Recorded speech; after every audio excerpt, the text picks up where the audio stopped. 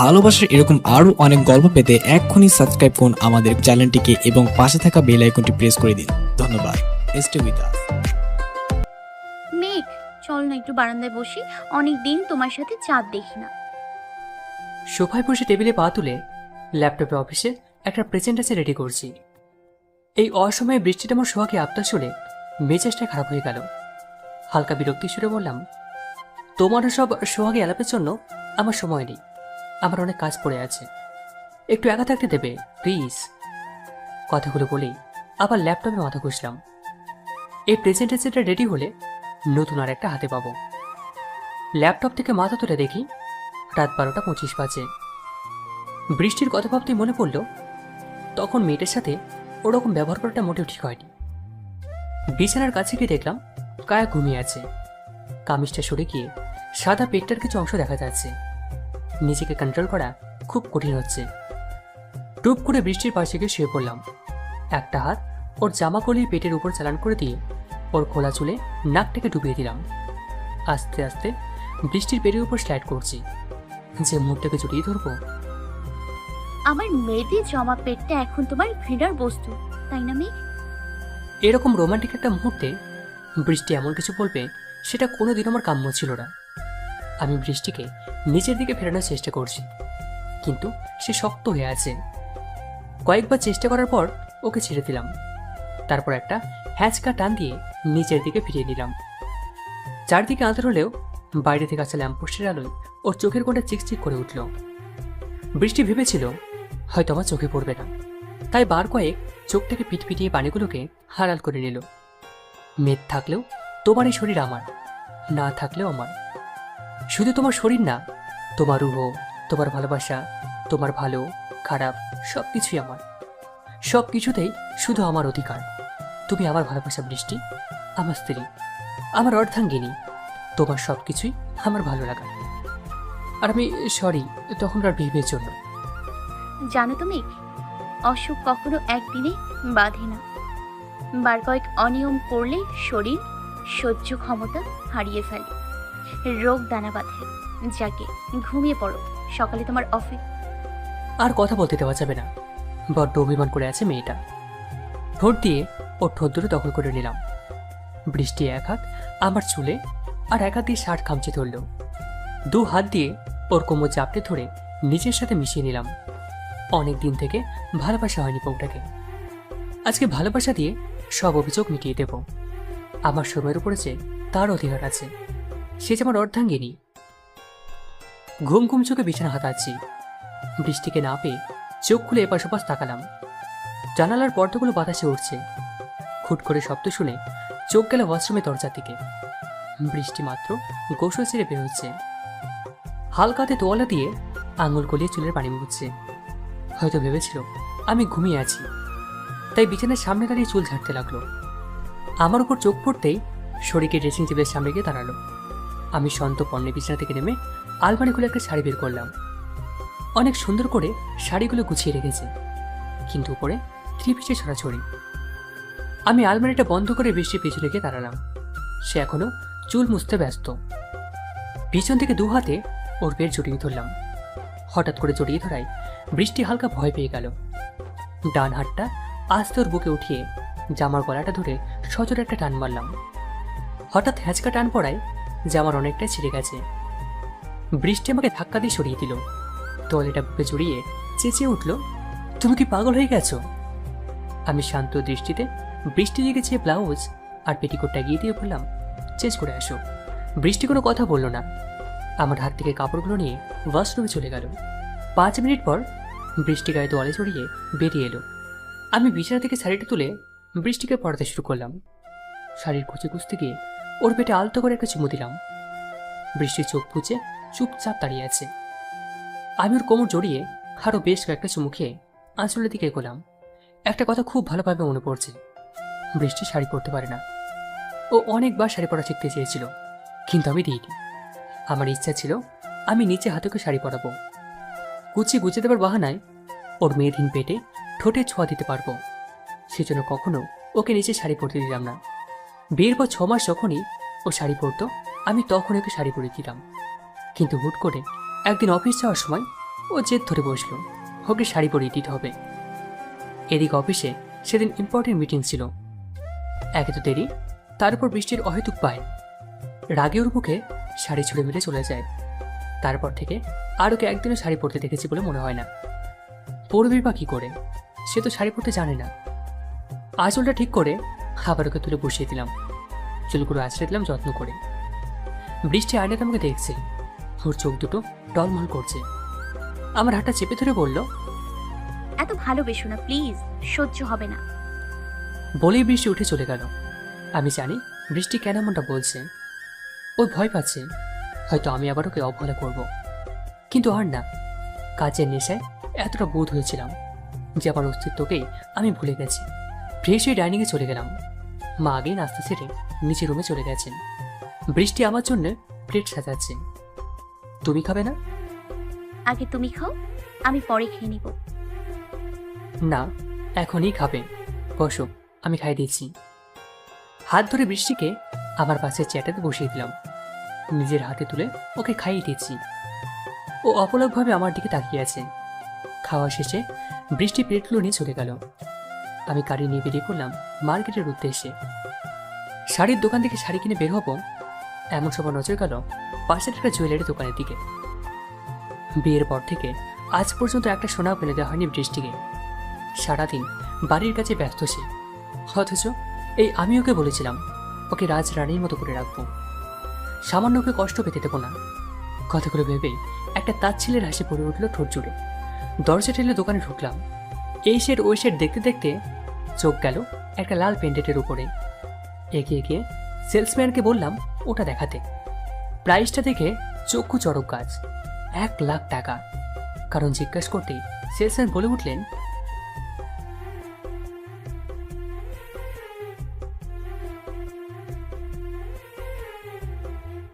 এই সামান্য একটা পাথরের পিছনে 1,00,000 টাকা খরচ করার পর মানে হয়?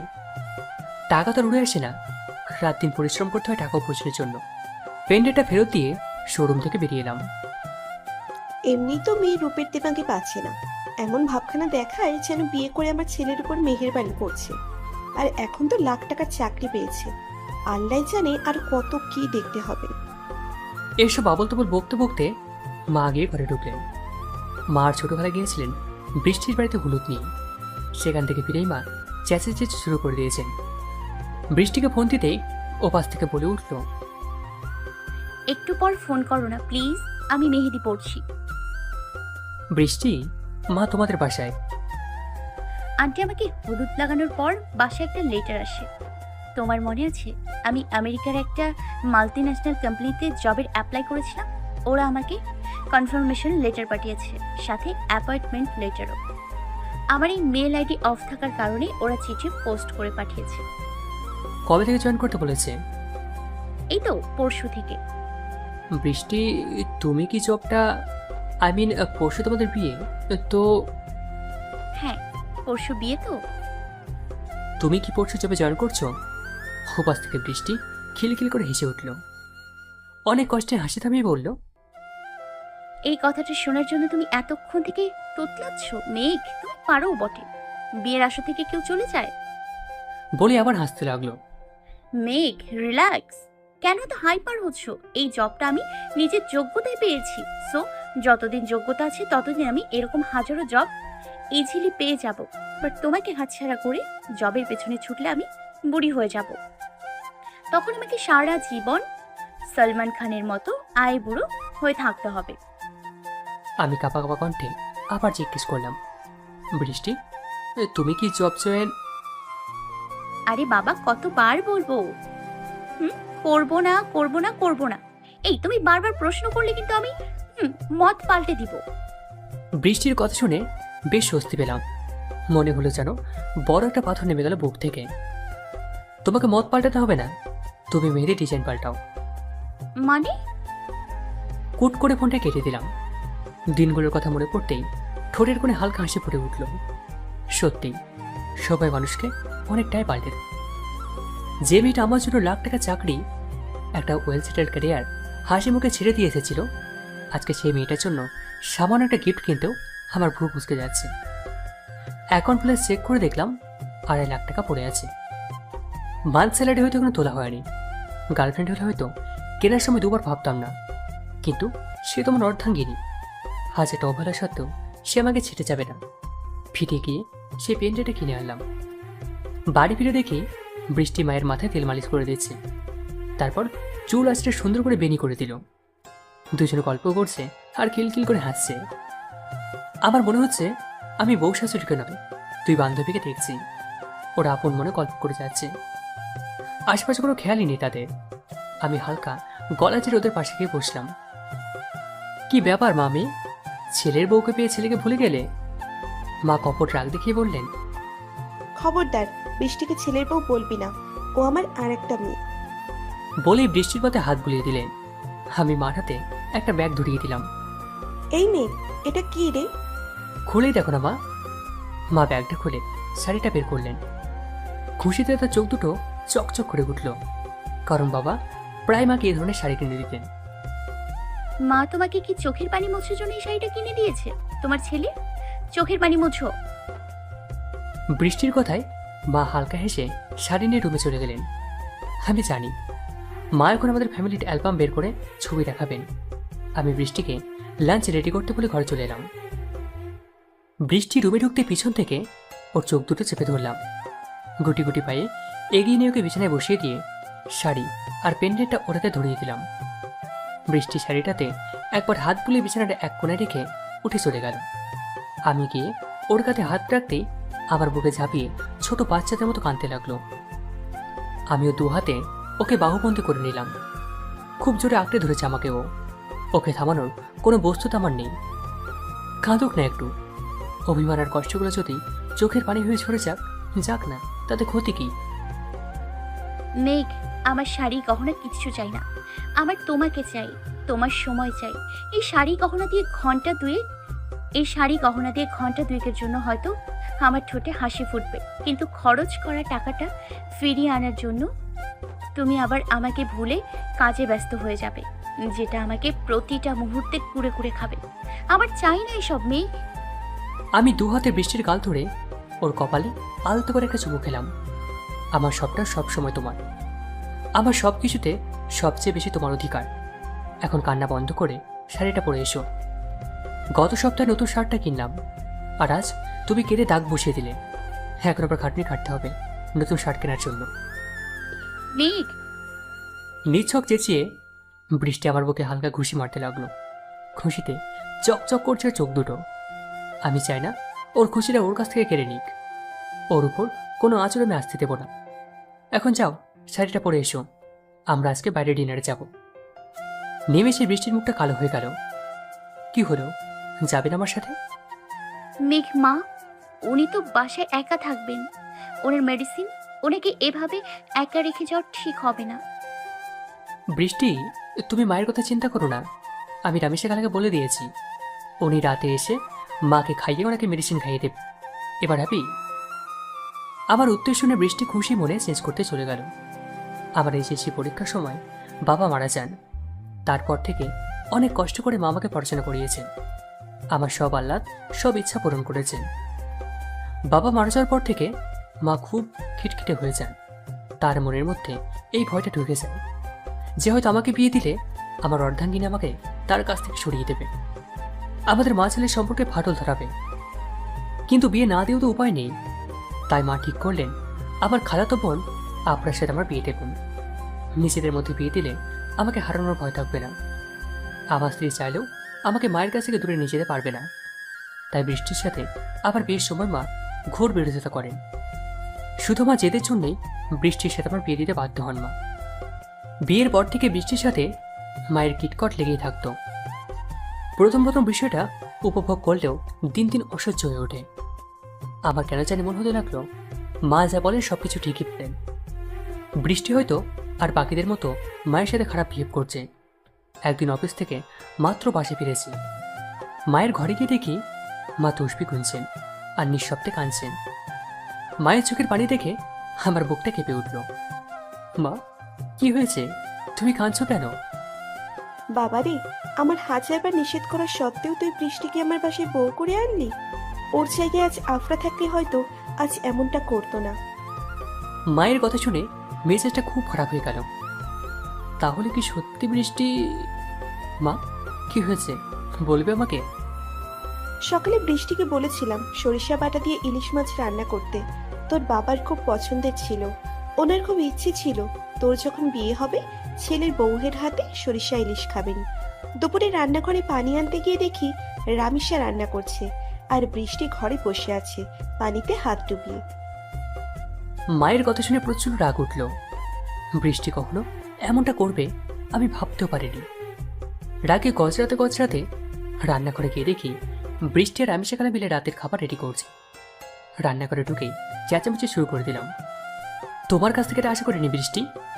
বিয়ের আগে তোমাকে প্রতিদিন বাড়িতে বাড়িতে করে নিজের হাতে রান্না করে খাবার আনতে, আর এখন মা খেতে চেয়েছেন, হ্যাঁ সে সামান্য রান্না করার সময় নেই তোমার। বেশ কিছু কথা শুনিয়ে দিলাম বৃষ্টিকে। এত কিছুর মধ্যে বৃষ্টি টু শব্দ করেনি। আমি রান্নাঘর থেকে চলে আসবো এমন সময় রামি সকালে বৃষ্টিকে জিজ্ঞাসা করে উঠল, আফা মনি, আপনি বাইজানরে বলেননি সরিষা আপনার অ্যালার্জি? রামি সকালের কথা শুনে আমি থমকে গেলাম।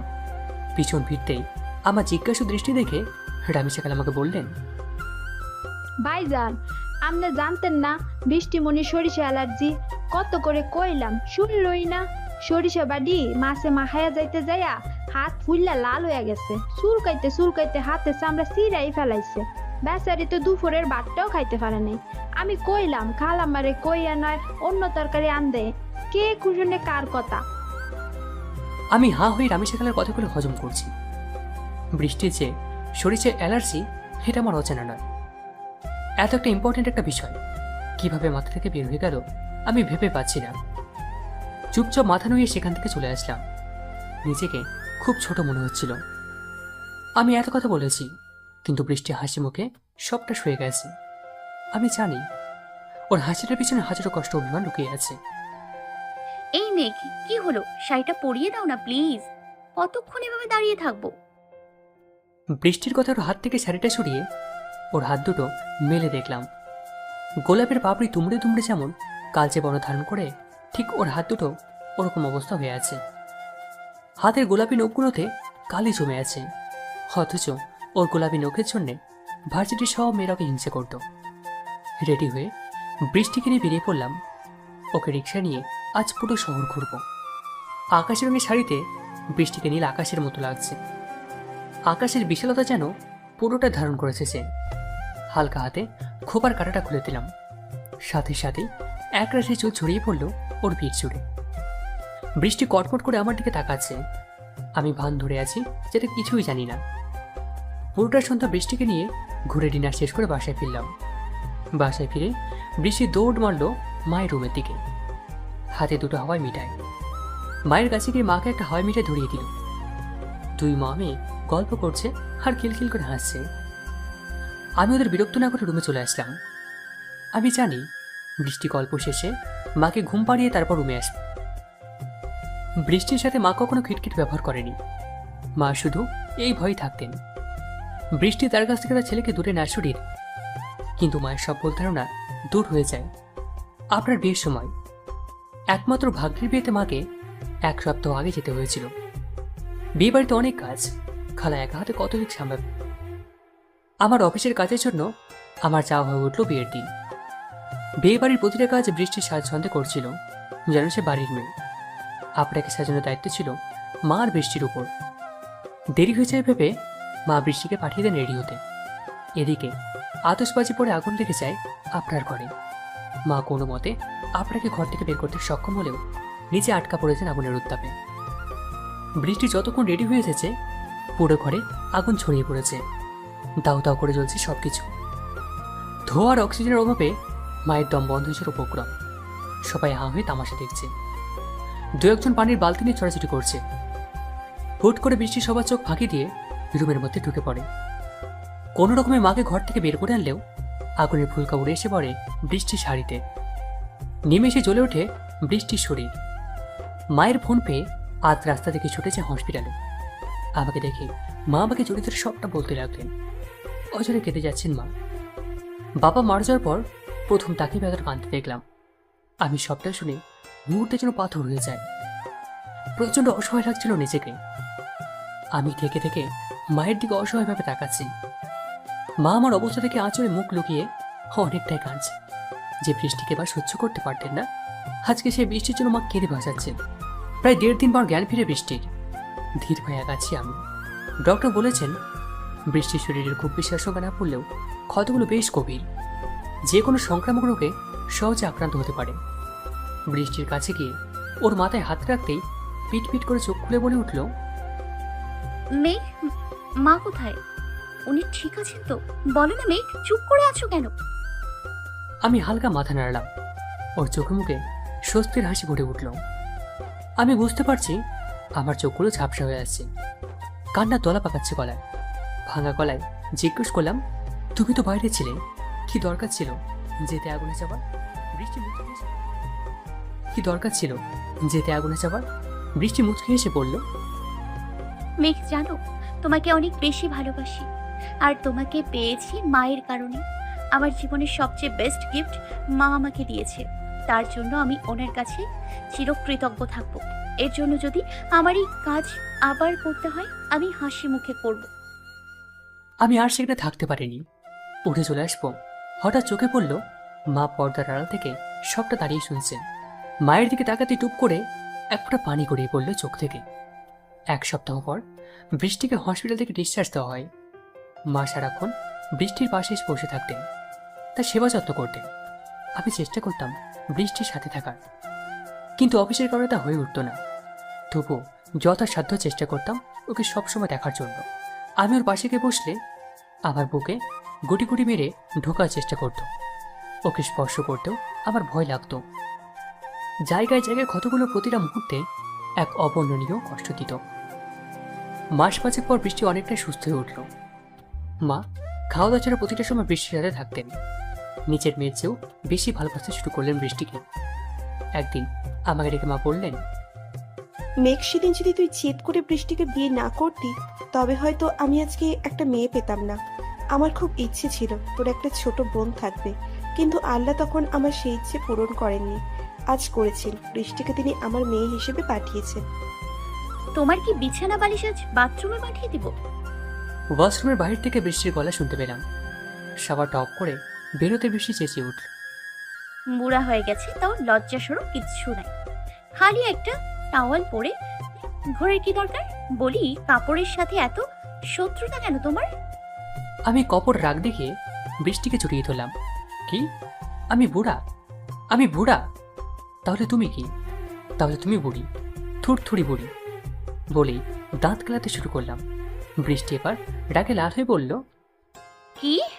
আমি বুড়ি? তুমি বুড়া? আমি বৃষ্টির কোমর জড়িয়ে ধরে একটা ভেলকি মার কাছে দিয়ে বললাম, আমি গুলগুলো বুড়া, তাই না? তাহলে তো এই বুড়ার শক্তি দেখতেই হয়। বৃষ্টি আমার কথা শুনে লজ্জায় লাল হয়ে গেল। ও ছাড়ানোর চেষ্টা করছে, কিন্তু আমি ওকে আরো শক্ত করে জড়িয়ে ধরলাম। তারপরের পাতাগুলো ফাঁকা। ডায়েরিটা আরেকবার শুরু থেকে উল্টে পাল্টে দেখলো রেওয়াজ, কিন্তু একটা বড় খুঁজে পেল না। এত কিছুর পরেও মেয়েটিকে ভুলে গেলি? মেলবোর্নের ব্ল্যাক পার্ল বারে বসে মদ গিলছে মেঘ। ককটেলের জন্য বিখ্যাত এই বারে প্রায় আনাগোনা চলে তার। অস্ট্রেলিয়ার সবচেয়ে এক্সপেন্সিভ বারগুলোর হলো একটি ব্ল্যাক পার্ল। বারের এক কোনায় বসে একের পর এক প্যাক গিলে চলেছে সে। চোখ দুটো লাল বর্ণ ধারণ করে আছে, নেশায় চুরমার সে, তবুও মদ খাচ্ছে। হঠাৎ করে রেওয়াজের গলা শুনে এক চুমুকে প্যাকটা শেষ করে তার দিকে চোখ তুলে তাকালো। মানে? কোনো রকমের টলতে টলতে বলল সে। মেঘের সামনে টেবিলে ডায়েরিটা রাখলো রেওয়াজ। লাল কভারে মোড়ানো ডায়েরিটা দেখে নেশাগ্রস্ত অবস্থাতেও চিনতে অসুবিধা হয়নি তার। চিলের মতো ছো মেলে মুহূর্তে ডায়েরিটা কেড়ে নিল সে। মেঘের কাছ থেকে কোনো উত্তর না পেয়ে বেশ বিরক্তির সুরে রেওয়াজ জিজ্ঞেস করল, মেঘ, কিছু বলছি তোকে। কিভাবে পারলি ওকে ভুলে যেতে? কার কথা বলছিস? মেঘ, তুই ভালো করে জানিস আমি কার কথা বলছি। আই এম টকিং আউট বৃষ্টি। হুইস্কির গ্লাসটা শক্ত করে চেপে ধরল মেঘ। নিজের রাগকে কন্ট্রোল করে বলল, আমি ওর ব্যাপারে কথা বলতে চাই না। She is my past. শেষ পেগটুকু গলায় ঢেলে উঠে চলে যাচ্ছিল মেঘ। ওর কাঁধে ভর দিয়ে থামালো Rewaz. She is not your past, she is your wife. Wife কথাটা শুনেই মেঘের মেজাজ তুঙ্গে উঠে গেল। রেওয়াজের কলার চেপে চেঁচিয়ে উঠল। She is not my wife, damn it. সে এখন অন্য কারোর অর্ধাঙ্গিনী। বলেই রেওয়াজকে ধাক্কা দিয়ে চলে গেল মেঘ। রাগে গা জ্বলে যাচ্ছে তার। কোনো রকমে গাড়িতে বসে ফুল স্পিডে চালিয়ে বাসায় আসলো সে। মাঝরাতের কারণে রাস্তায় তেমন কোনো গাড়ি নেই। বাসায় ঢুকে স্টোর রুমে চলে গেল সে। লাইট জ্বালিয়ে পাগলের মতো কিছু খুঁজতে লাগলো। এদিক ওদিক খুঁজে একটা বড় লাগেজ খুঁজে পেল সে। লাগেজ খুলে একটা ছবি হাতে নিল সে। বৃষ্টির আর তার বিয়ের ছবি। বিয়ের দিন সবাই যখন খাওয়া আর সেলফি তোলা নিয়ে ব্যস্ত, সেই ফাঁকে টুপ করে একটা চুমু বসিয়েছিল বৃষ্টি মেঘের গালে। তাদের অজান্তেই মুহূর্তটা ক্যামেরা বন্দি করেছিল বৃষ্টির এক বান্ধবী। বিয়ের সময় বেশিরভাগ নতুন বউকে লজ্জা পেতে দেখা যায়, কিন্তু বৃষ্টি কিস করার পর থেকেই মেঘের গাল দুটো টমেটোর মতো লাল হয়ে থাকে। সেই নিয়ে বৃষ্টির ফ্রেন্ডরা বেশ খানিকক্ষণ হাসাহাসি করেছিল। স্মৃতিগুলো মনে করেই অজান্তে হেসে ওঠে মেঘ। ছবিটা বুকে জড়িয়ে অঝরে কেঁদে যাচ্ছে সে। কেন ছেলে চলে গেলে বৃষ্টি? কি কমতে ছিল আমার ভালোবাসায়? কেন এমনটা করলে তুমি? টাকার স্ট্যাটাস কি এত বড় হয়ে গেল তোমার কাছে? আমার ভালোবাসা তোমার চোখে পড়লো না কেন বৃষ্টি, কেন? রাগে জোরে ছবিটা আছাড় মারল মাটিতে মেঘ। সাথে সাথে ফ্রেমে থাকা কাঁচ ভেঙে টুকরো হয়ে গেল। এগুলো শুধু কাঁচের টুকরো না বৃষ্টি, এগুলো আমাদের সম্পর্ক। এই কাঁচের টুকরোগুলো যেমন জোড়া লাগানো যাবে না, আমাদের সম্পর্কটাও কোনো দিন জোড়া লাগানো যাবে না। I hate you Brishti, I হেট। রাগে গজগজ করতে করতে বেরিয়ে আসলো মেঘ। দু একটা কাঁচের টুকরো পায়ে ঢুকে রক্ত ঝরছে টপ টপ করে। টলতে টলতে কোনো রকমে বেডরুমে এসে পৌঁছালো মেঘ। নেশা মাথায় চড়ে গেছে তার। এতক্ষণ অনেক কষ্টে নিজেকে ধরে রেখেছে সে। বুকের মধ্যে তীব্র ব্যথা হচ্ছে তার। বিছানায় মুখ থুবড়ে ঢলে পড়ল সে। ব্যথাগুলো চোখের পানির সাথে মিলিয়ে ধুয়ে যাচ্ছে। ঠোঁট শুধু একটা শব্দ উচ্চারণ করছে, বৃষ্টি। রাত পেরিয়ে ভোরের আলো চারিদিকে ফুটে উঠছে। পাখিরা উড়ে চলছে নিজ ঠিকানায়। সোনালি আভা চোখে পড়তেই চোখ কুঁচকে নিল মেঘ। কাল রাতে বেশ করে মদ গিলেছে সে। মাথা ভার হয়ে আছে তার। উঠতে গিয়ে পায়ের ব্যথায় কেকিয়ে উঠল। মাথায় হাত দিয়ে উঠে বসতেই পাশে জ্যাকসন আঙ্কেল লেবু পানি হাতে দাঁড়িয়ে আছে। জ্যাকসন আঙ্কেলকে দেখে মেঘ বলে উঠল, মাথায় খুব ধরেছে আঙ্কেল, কালকে রাতে হয়তো একটু বেশি হয়ে গেছিল, আর হবে না। মেঘ বাবা, গত 5 বছর থেকে এই এক কথাই শুনে আসছি। কাল রাতে তো পাটা কেউ ছাড়েননি। কি অবস্থা করেছেন নিজের? মেঘ হালকা হেসে উঠে গিয়ে লেবু পানিটা খেয়ে নিল। এখন অনেকটা ভালো লাগছে তার। মেঘ বাবা, রাওয়াজ বাবা এসেছেন, নিচে বসে আছে। চাচা আপনি চান? আমি ফ্রেশ হয়ে আসছি। ফ্রেশ হয়ে কফির মগ হাতে নিয়ে নিচে নামলো মেঘ। রেওয়াজ সোফায় গিয়ে বসে ম্যাগাজিন পড়ছে। মেঘ গিয়ে রেওয়াজের সামনে মুখোমুখি হয়ে বসল। রেওয়াজ তখনও এক মনে ম্যাগাজিনের পাটা উল্টাচ্ছে। মেঘ বেশ উসখুস করছে। বেশ খানিকক্ষণ দ্বিধা দ্বন্দ্বে কাটানোর পর মেঘ মুখ খুলল। রেওয়াজ, আসলে তুই গেস্ট রুম পরিষ্কার করার সময় সার্ভেন্টের ডায়েরিটা খুঁজে পাই। আমি জানি মেঘ, কারো পারমিশন ছাড়া তার ডায়েরি পড়া খারাপ, বাট তোর আর আমার সম্পর্কে হয়তো এটাই ভুল কিছু না বলে আমি মনে করি। কথাগুলো বলে ম্যাগাজিনটা বন্ধ করে সামনে টি টেবিলে রাখলো রেওয়াজ। মেঘ অনেকটা অবাক হয়ে দেখছে রেওয়াজকে। এই কথাটাই সে এতক্ষণ থেকে বলার চেষ্টা করছিল, কিন্তু কিভাবে কি শুরু করবে সেটা বুঝে উঠতে পারছিল না। রেওয়াজের বাসা থেকে আসার সময় ডায়েরিটার কথা প্রায় ভুলেই গিয়েছিল সে। নিজের উপর রাগ উঠছে তার। সেদিন ডায়েরিটা রেখে না আসলে আজকে এই ঝামেলা পোহাতে হতো না। বৃষ্টি কোথায় মেঘ? রেওয়াজের কথা শুনে থমকে গেল মেঘ। মনে মনে এমন কিছুরই আশঙ্কা করছিল সে। বৃষ্টির ব্যাপারে কোনো কথাই সে তুলতে অনিচ্ছুক। চাচ্ছে না সে তার অতীতকে মনে করতে। প্রসঙ্গ পাল্টানোর জন্য বলে উঠল, তুই বস, আমি জ্যাক আঙ্কেলকে বলছি ব্রেকফাস্ট রেডি করার জন্য। কথাটা বলেই উঠে চলে যাচ্ছিল মেঘ। পেছন থেকে রেওয়াজের গলা শুনতে পেল, আমি ব্রেকফাস্ট করার জন্য আসিনি মেঘ, আমি তোর আর বৃষ্টির ব্যাপারে জানতে চাই। মেঘ রেওয়াজের দিকে ফিরে তাকিয়ে বলল, বৃষ্টির আর আমার ব্যাপারে কথা বলার কিছু নেই রেওয়াজ, তুই অযথা কথা বাড়াচ্ছিস। রেওয়াজ এবার একটু নড়ে চড়ে বসে বলল, মেঘ, তুই আমার ছোটবেলার বন্ধু। সে ছোট্টবেলা থেকে আমরা একসাথে বড় হয়েছি। আমাদের দুজনের শৈশব একসাথেই কেটেছে। তোর আর আমার মধ্যে সিক্রেট বলতে কিছুই ছিল না। কলেজ পাশ করে আমি হায়ার স্টাডিজের জন্য ইউএস চলে যাই। আঙ্কেল মারা যাওয়ায় তুই ফ্যামিলির হাল ধরতেই দেশে থেকে গেলি। গ্র্যাজুয়েশন কমপ্লিট করে বৃষ্টিকে বিয়ে করলি। আমি ভিসা ইস্যুর জন্য তোদের বিয়েতে অ্যাটেন্ড করতে পারিনি, কিন্তু বিয়ের পর তুই পুরোটাই পাল্টে গেলি মেঘ। সারাদিন ব্যস্ত তুই, কল রিসিভ করতি না। সোশ্যাল মিডিয়া কী জিনিস সেটা তো ভুলেই গেছিলি প্রায়। হুট করে একদিন ফোন করে বললি অস্ট্রেলিয়ায় আসবি। তোর জন্য আমার দরজা সব সময় খোলা ছিল। এখানে এসে আমার কোম্পানিতে জয়েন করলি। নিজের পরিশ্রম আর মেধা দিয়ে নিজের কোম্পানি দাঁড় করালি। ঢাকায় সামান্য 50,000 টাকা বেতন চাকরি করা মেঘ আজকে $1 মিলিয়ন মালিক। এক নাগারে কথাগুলো বলে হাঁপাতে লাগলো রেওয়াজ। চোখে মুখে রাগে লাল হয়ে আছে। মেঘ কফির মগটা রেখে আবার সোফায় গিয়ে বসে পড়ল। শান্ত কণ্ঠে জিজ্ঞেস করলো, আমার বর্তমানে কেন ঘাটছে সে ওয়াজ? কারণ তোর এই বর্তমানের পিছনে একটা ভয়ঙ্কর অতীত লুকিয়ে আছে, যে অতীতটা আজ 5 বছর ধরে কুড়ে কুড়ে খাচ্ছে। মেঘ, তুই গত কয়েকটা বছর আনুমানিক পরিশ্রম করে আজকের পজিশনে এসেছিস। এখন সফলতার দ্বারা প্রান্তে পৌঁছে তুই ধীরে ধীরে নিজেকে শেষ করে দিচ্ছিস। রাত দিন মতে নিচে ডুবে থাকিস তুই। মেলবোর্নের প্রতিটা বারে তোর আনাগোনা চলে। এতদিন আমি চুপচাপ ছিলাম, বাট তোকে অবস্থা দেখে আমি আর চুপ থাকতে পারছি না। মেঘ মাথা নিচু করে চুপচাপ রেওয়াজের কথাগুলো হজম করছে। মেঘকে চুপ থাকতে দেখে রেওয়াজ আবারও বলে উঠল, কামন মেঘ, তুই আমার বন্ধুর চেয়েও বেশি। এবার like a brother to me. মেঘ চোখ তুলে রেওয়াজের দিকে তাকালো। রেওয়াজ হালকা করে মাথা নাড়ালো। মেঘ বলে উঠল, কালকে বৃষ্টি আর আমার ম্যারেজ অ্যানিভার্সারি ছিল। আয়াজ চৌধুরী বড়লোক বাপের উগ্র সন্তান। লন্ডন থেকে পোস্ট গ্রাজুয়েট পাস করে আমাদের কোম্পানিতে জয়েন করে ম্যানেজিং ডাইরেক্টর হিসাবে। সুদর্শন পুরুষ আর মাসিক 6 ডিজিটের স্যালারি তাকে মেয়েদের কামনার বস্তু করে তোলে। সেও কম চায়নি। সুযোগ হাতছাড়া করার পাত্র সে নয়।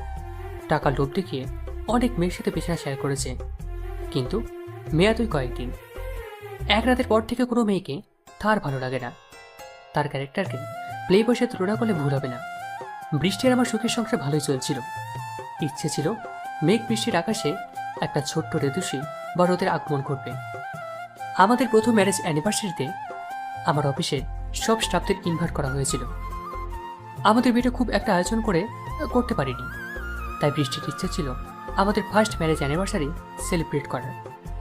পার্টির দিন আমি নিজে হাতে ওকে সাজিয়েছিলাম। উফ মেঘ, ছাড়ো তো। আর কত সাজাবা? আজকে আমাদের ম্যারেজ অ্যানিভার্সারি, বিয়ে না। চুপ করে বসো তো, কথা বলে আরো দেরি হবে। মেঘ, বোঝার চেষ্টা করো একটু, আমার কাজ আছে।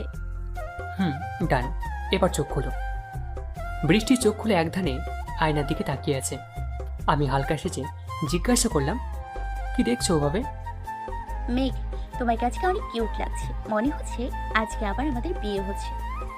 যা বাবা, আমি 2 ঘন্টা ধরে ওনাকে সাজালাম, আর উনি ড্যাব ড্যাব করে আপনি গিলে খাচ্ছেন। হয়েছে তোমার? সরো, যাবো আমি। বৃষ্টি উঠে চলে যাচ্ছিল। আমি পিছন থেকে ওর হাতটা ধরে টেনে নিজের সাথে মিশিয়ে নিলাম। ভারী লেহেঙ্গা আর গয়না পরে বেচারি তাল সামলাতে না পেরে আছড়ে পড়ে গেল আমার বুকে।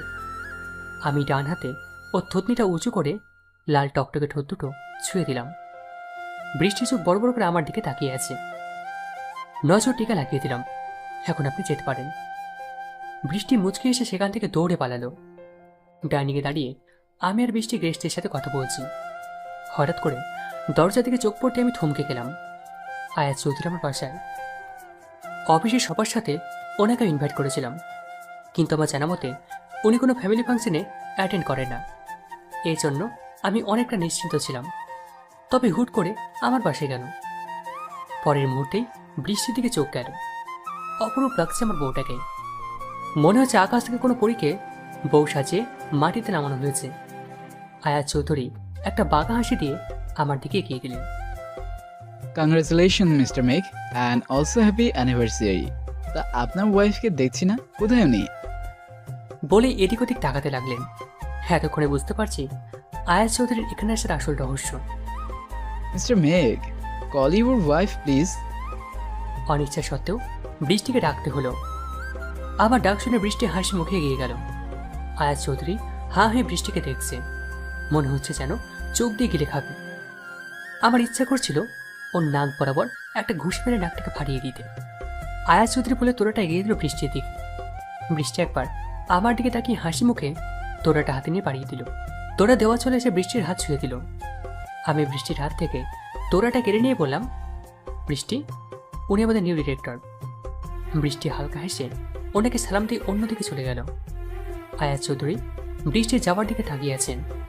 ওনার চোখে স্পষ্ট কামনার আভাস দেখতে পাচ্ছি আমি। মিস্টার মেঘ, তা যাই বলেন, বউ পেয়েছেন লাখে একটা। নামটাও কি মিষ্টি, নাম বৃষ্টি হলেও বুকে আগুন লাগিয়ে দিয়ে গেল। কথাগুলো বলেই উনি জঘন্যভাবে হাসলেন। প্রার্থীর প্রতিটা মুহূর্তে উনি বৃষ্টির কাছাকাছি আসার চেষ্টা করছেন।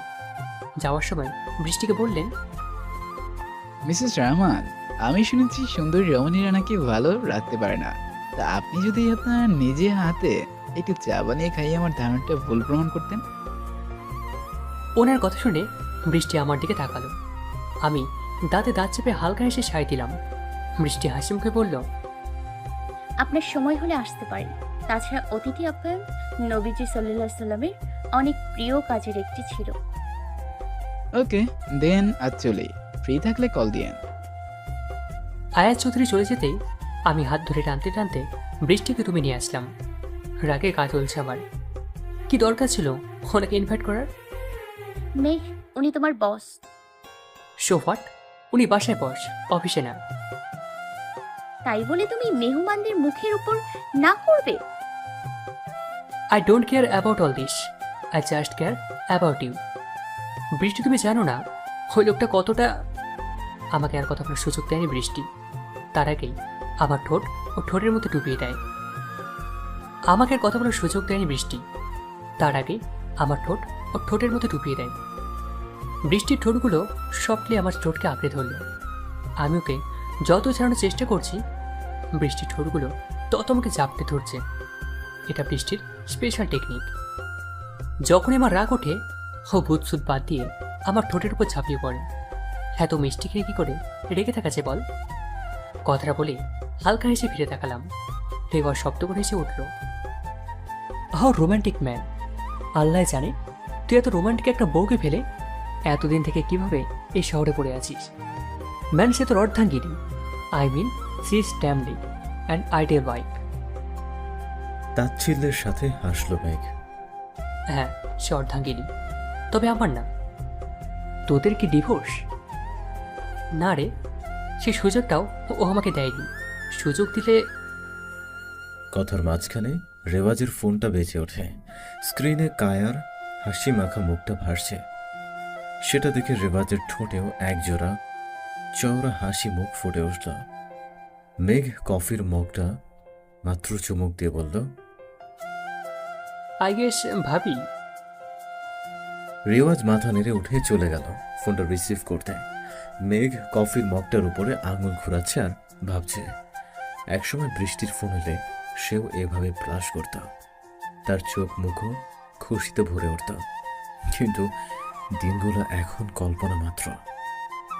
রেওয়াজ কথা শেষ করে বলল, সরি গো, নিড টু গো। রাতে দেখা হচ্ছে। See ya later in the back study. রেওয়াজ চলে যেতেই মেঘ নিজের রুমে এসে কভার থেকে একটা অ্যালবাম বের করে বসল। অ্যালবামটা খুলতে বৃষ্টির হাসি মাখা একটা বিয়ের ছবি সামনে এলো। অ্যানিভার্সারির কয়েকদিন পরে এক শুক্রবারে বৃষ্টি রান্নাঘরে রান্না করছে, আর মেঘ সুযোগ বুঝে তাকে পেছন থেকে জড়িয়ে ধরে চুমু খাচ্ছে। কখনো পেটে স্লাইড করছে, কখনো বা কপালের উপর নেমে আসা অবাধ্য চুলগুলোকে ফোঁ দিয়ে উড়িয়ে দিচ্ছে। বৃষ্টির চেহারায় রাগী ভাব ধরে রাখলেও মুখে কিছুই বলছে না। সেও স্বামীর দুষ্টুমিগুলো উপভোগ করছে। এমন মিষ্টি কিছু দুষ্টুমি প্রতিটা মেয়ে তার স্বামীর কাছে আশা করে থাকে। মেঘ পেছন থেকে বৃষ্টিকে কাতুকুতু দেবে, অমন সময় কলিং বেল বেজে উঠল। মুহূর্তে মেঘের চেহারাটা বাংলার 5-এর মতো হয়ে গেল। মেঘ মনে মনে যে বেল বাজিয়েছে তার 14 গোষ্ঠী উদ্ধার করতে লাগলো। দরজাটা খুলতে মেঘ যেন 1000 ভোল্টের একটা ঝটকা খেল। আয়াজ চৌধুরী তার বাসার সামনে দাঁড়িয়ে, তার ঠোঁটে একটা জঘন্য নোংরা হাসি ঝুলছে। কিচেন থেকে বৃষ্টি হাত মুছতে মুছতে বেরিয়ে এলো। কে এসছে মেঘ? বৃষ্টির গলার আওয়াজ শুনে আয়াজ চৌধুরী তার দিকে নজর দিলেন। শাড়ির একটা কোণা কোমরে গোজা, সাদা মসৃণ পেট দৃশ্যমান। বৃষ্টির কোমরের ভাঁজে চোখ আটকে আছে আয়াজ চৌধুরীর। বৃষ্টি বুঝতে পেরে আঁচলটা খুলে মাথায় উড়িয়ে নিল, তারপর হাসি মুখে এগিয়ে এলো। বৃষ্টিকে দেখে আয়াজ চৌধুরী বলে উঠল, এদিক দিয়ে যাচ্ছিলাম তো, তাই ভাবছিলাম বৃষ্টির হাতে এক কাপ চা খেয়ে যাই, ইফ ইউ ডোন্ট মাইন্ড। মেঘ কিছু বলার আগে এরা হাসি মুখে ভালোবাসার এরকম আরও অনেক গল্প পেতে এক্ষুনি সাবস্ক্রাইব করুন আমাদের খোকনস ফিল্ম চ্যানেলটিকে এবং পাশে থাকা বেল আইকনটি প্রেস করে দিন। ধন্যবাদ। Stay with us. আরে আসেন না, বাইরে কেন? ভেতরে আসেন।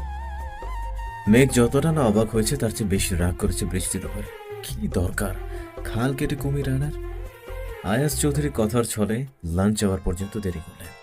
ভদ্রতার খাতিরে বৃষ্টিও তাকে লাঞ্চ করে যাওয়ার জন্য জোরাজোরি করতে লাগলো। আয়াজ চৌধুরী যেন এটারই অপেক্ষা ছিলেন। এক বাক্যে তিনি রাজি হয়ে গেলেন। মেঘ সবটা দেখছে আর রাগে ফুঁসছে, না পারছে সইতে, না পারছে কিছু বলতে। লাঞ্চ শেষে আয়াজ চৌধুরী তৃপ্তির ঢেকুর ছেড়ে বললেন, ধন্যবাদ আমার ধারণাটিকে ভুল প্রমাণ করার জন্য।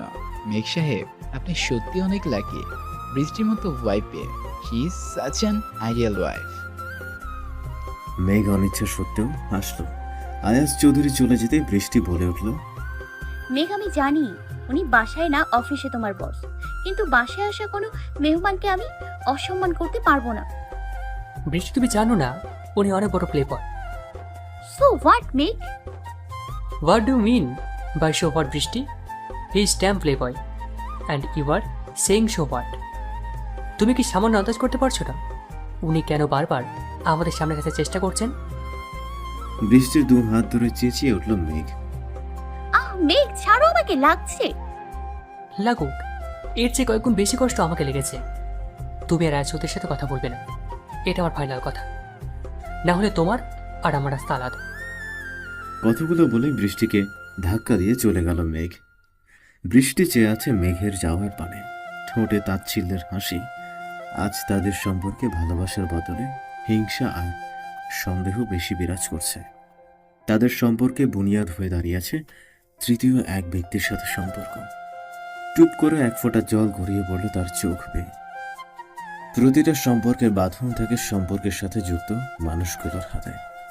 ঘড়ির সুতোয় বেশি ঢিল দিলে ঘড়ি কেটে যায়, আর বেশি টান দিলে হাত কেটে যায়। সম্পর্কগুলোও ঠিক তেমনই। সন্দেহ সম্পর্কের ভিত নড়েবড়ে করে দেয়, আর অতিরিক্ত ভালোবাসা দূরে সরিয়ে দেয়। মেঘ বর্তমানে সম্পর্কের এই গোলক ধারায় আটকে আছে। একদিকে আয়াজ চৌধুরীর লক্ষণ তার কাছে ভালো লাগছে না, অন্যদিকে বৃষ্টিকে নিয়ে তার চিন্তার কোনো শেষ নেই। তার চেয়েও বেশি তাকে কুরে কুরে খাচ্ছে বৃষ্টির প্রতি তার ব্যবহার। কিভাবে পারল সে বৃষ্টির সাথে এতটা জঘন্য ব্যবহার করতে? নিজের ওপর প্রচন্ড রাগ হচ্ছে তার। বাসার সামনে এসে 1 ঘন্টা থেকে ঘুরঘুর করছে সে। বৃষ্টিকে কিভাবে ফেস করবে সে?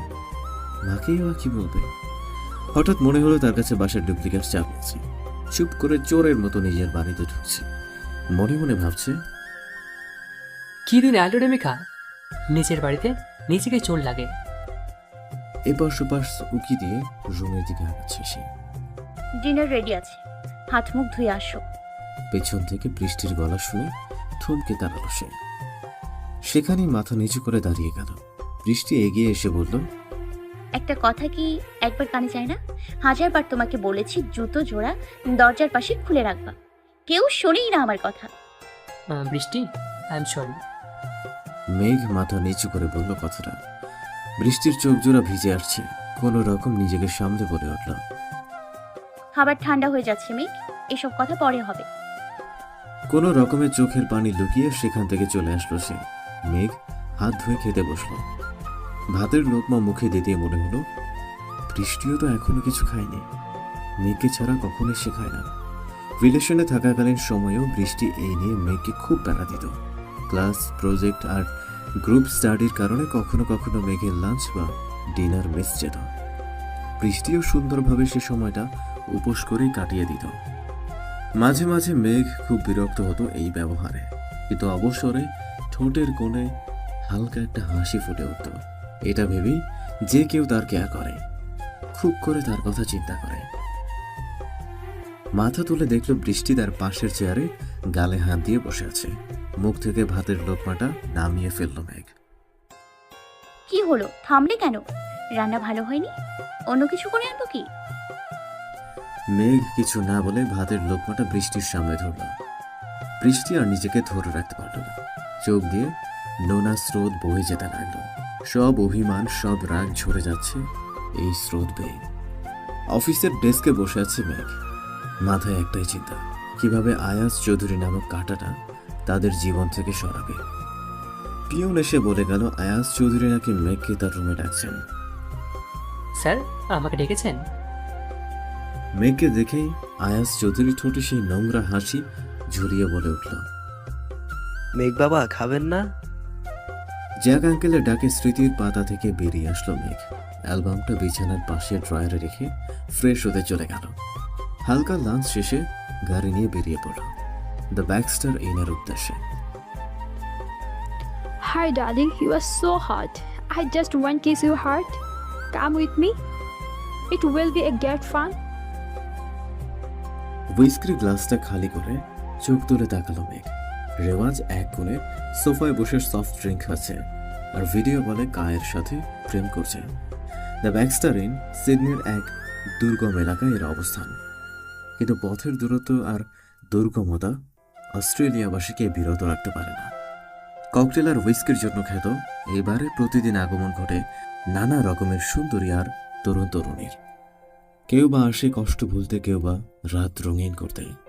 মেঘকে একের পর এক শট খেতে দেখে এগিয়ে আসে এক সুন্দরী তরুণী। মিনি জিন্স প্যান্ট আর স্লিভলেস শর্ট টি শার্ট, সাদা কার্ল করা চুল আর ব্রাউন আইস যে কোনো ছেলেকেই পাগল করতে যথেষ্ট। বারের সবাই তার দিকে চেয়েছে, কিন্তু মেঘ এক মনে ড্রিঙ্ক করে যাচ্ছে। ব্যাপারটা হজম হয়নি তার। মেয়েটা প্রথমে মেঘকে ড্রিঙ্ক অফার করে, কিন্তু মেঘ নেশাতে এতটাই বুঁদ হয়ে আছে যে তার আশেপাশে কি হচ্ছে সেটা দেখার অবকাশ তার নেই। মেঘকে ড্রিঙ্ক করতে দেখে এগিয়ে এলো মেয়েটা। অনেকটা আবেদনময়ী ভঙ্গিতে বলে উঠল কথাগুলো।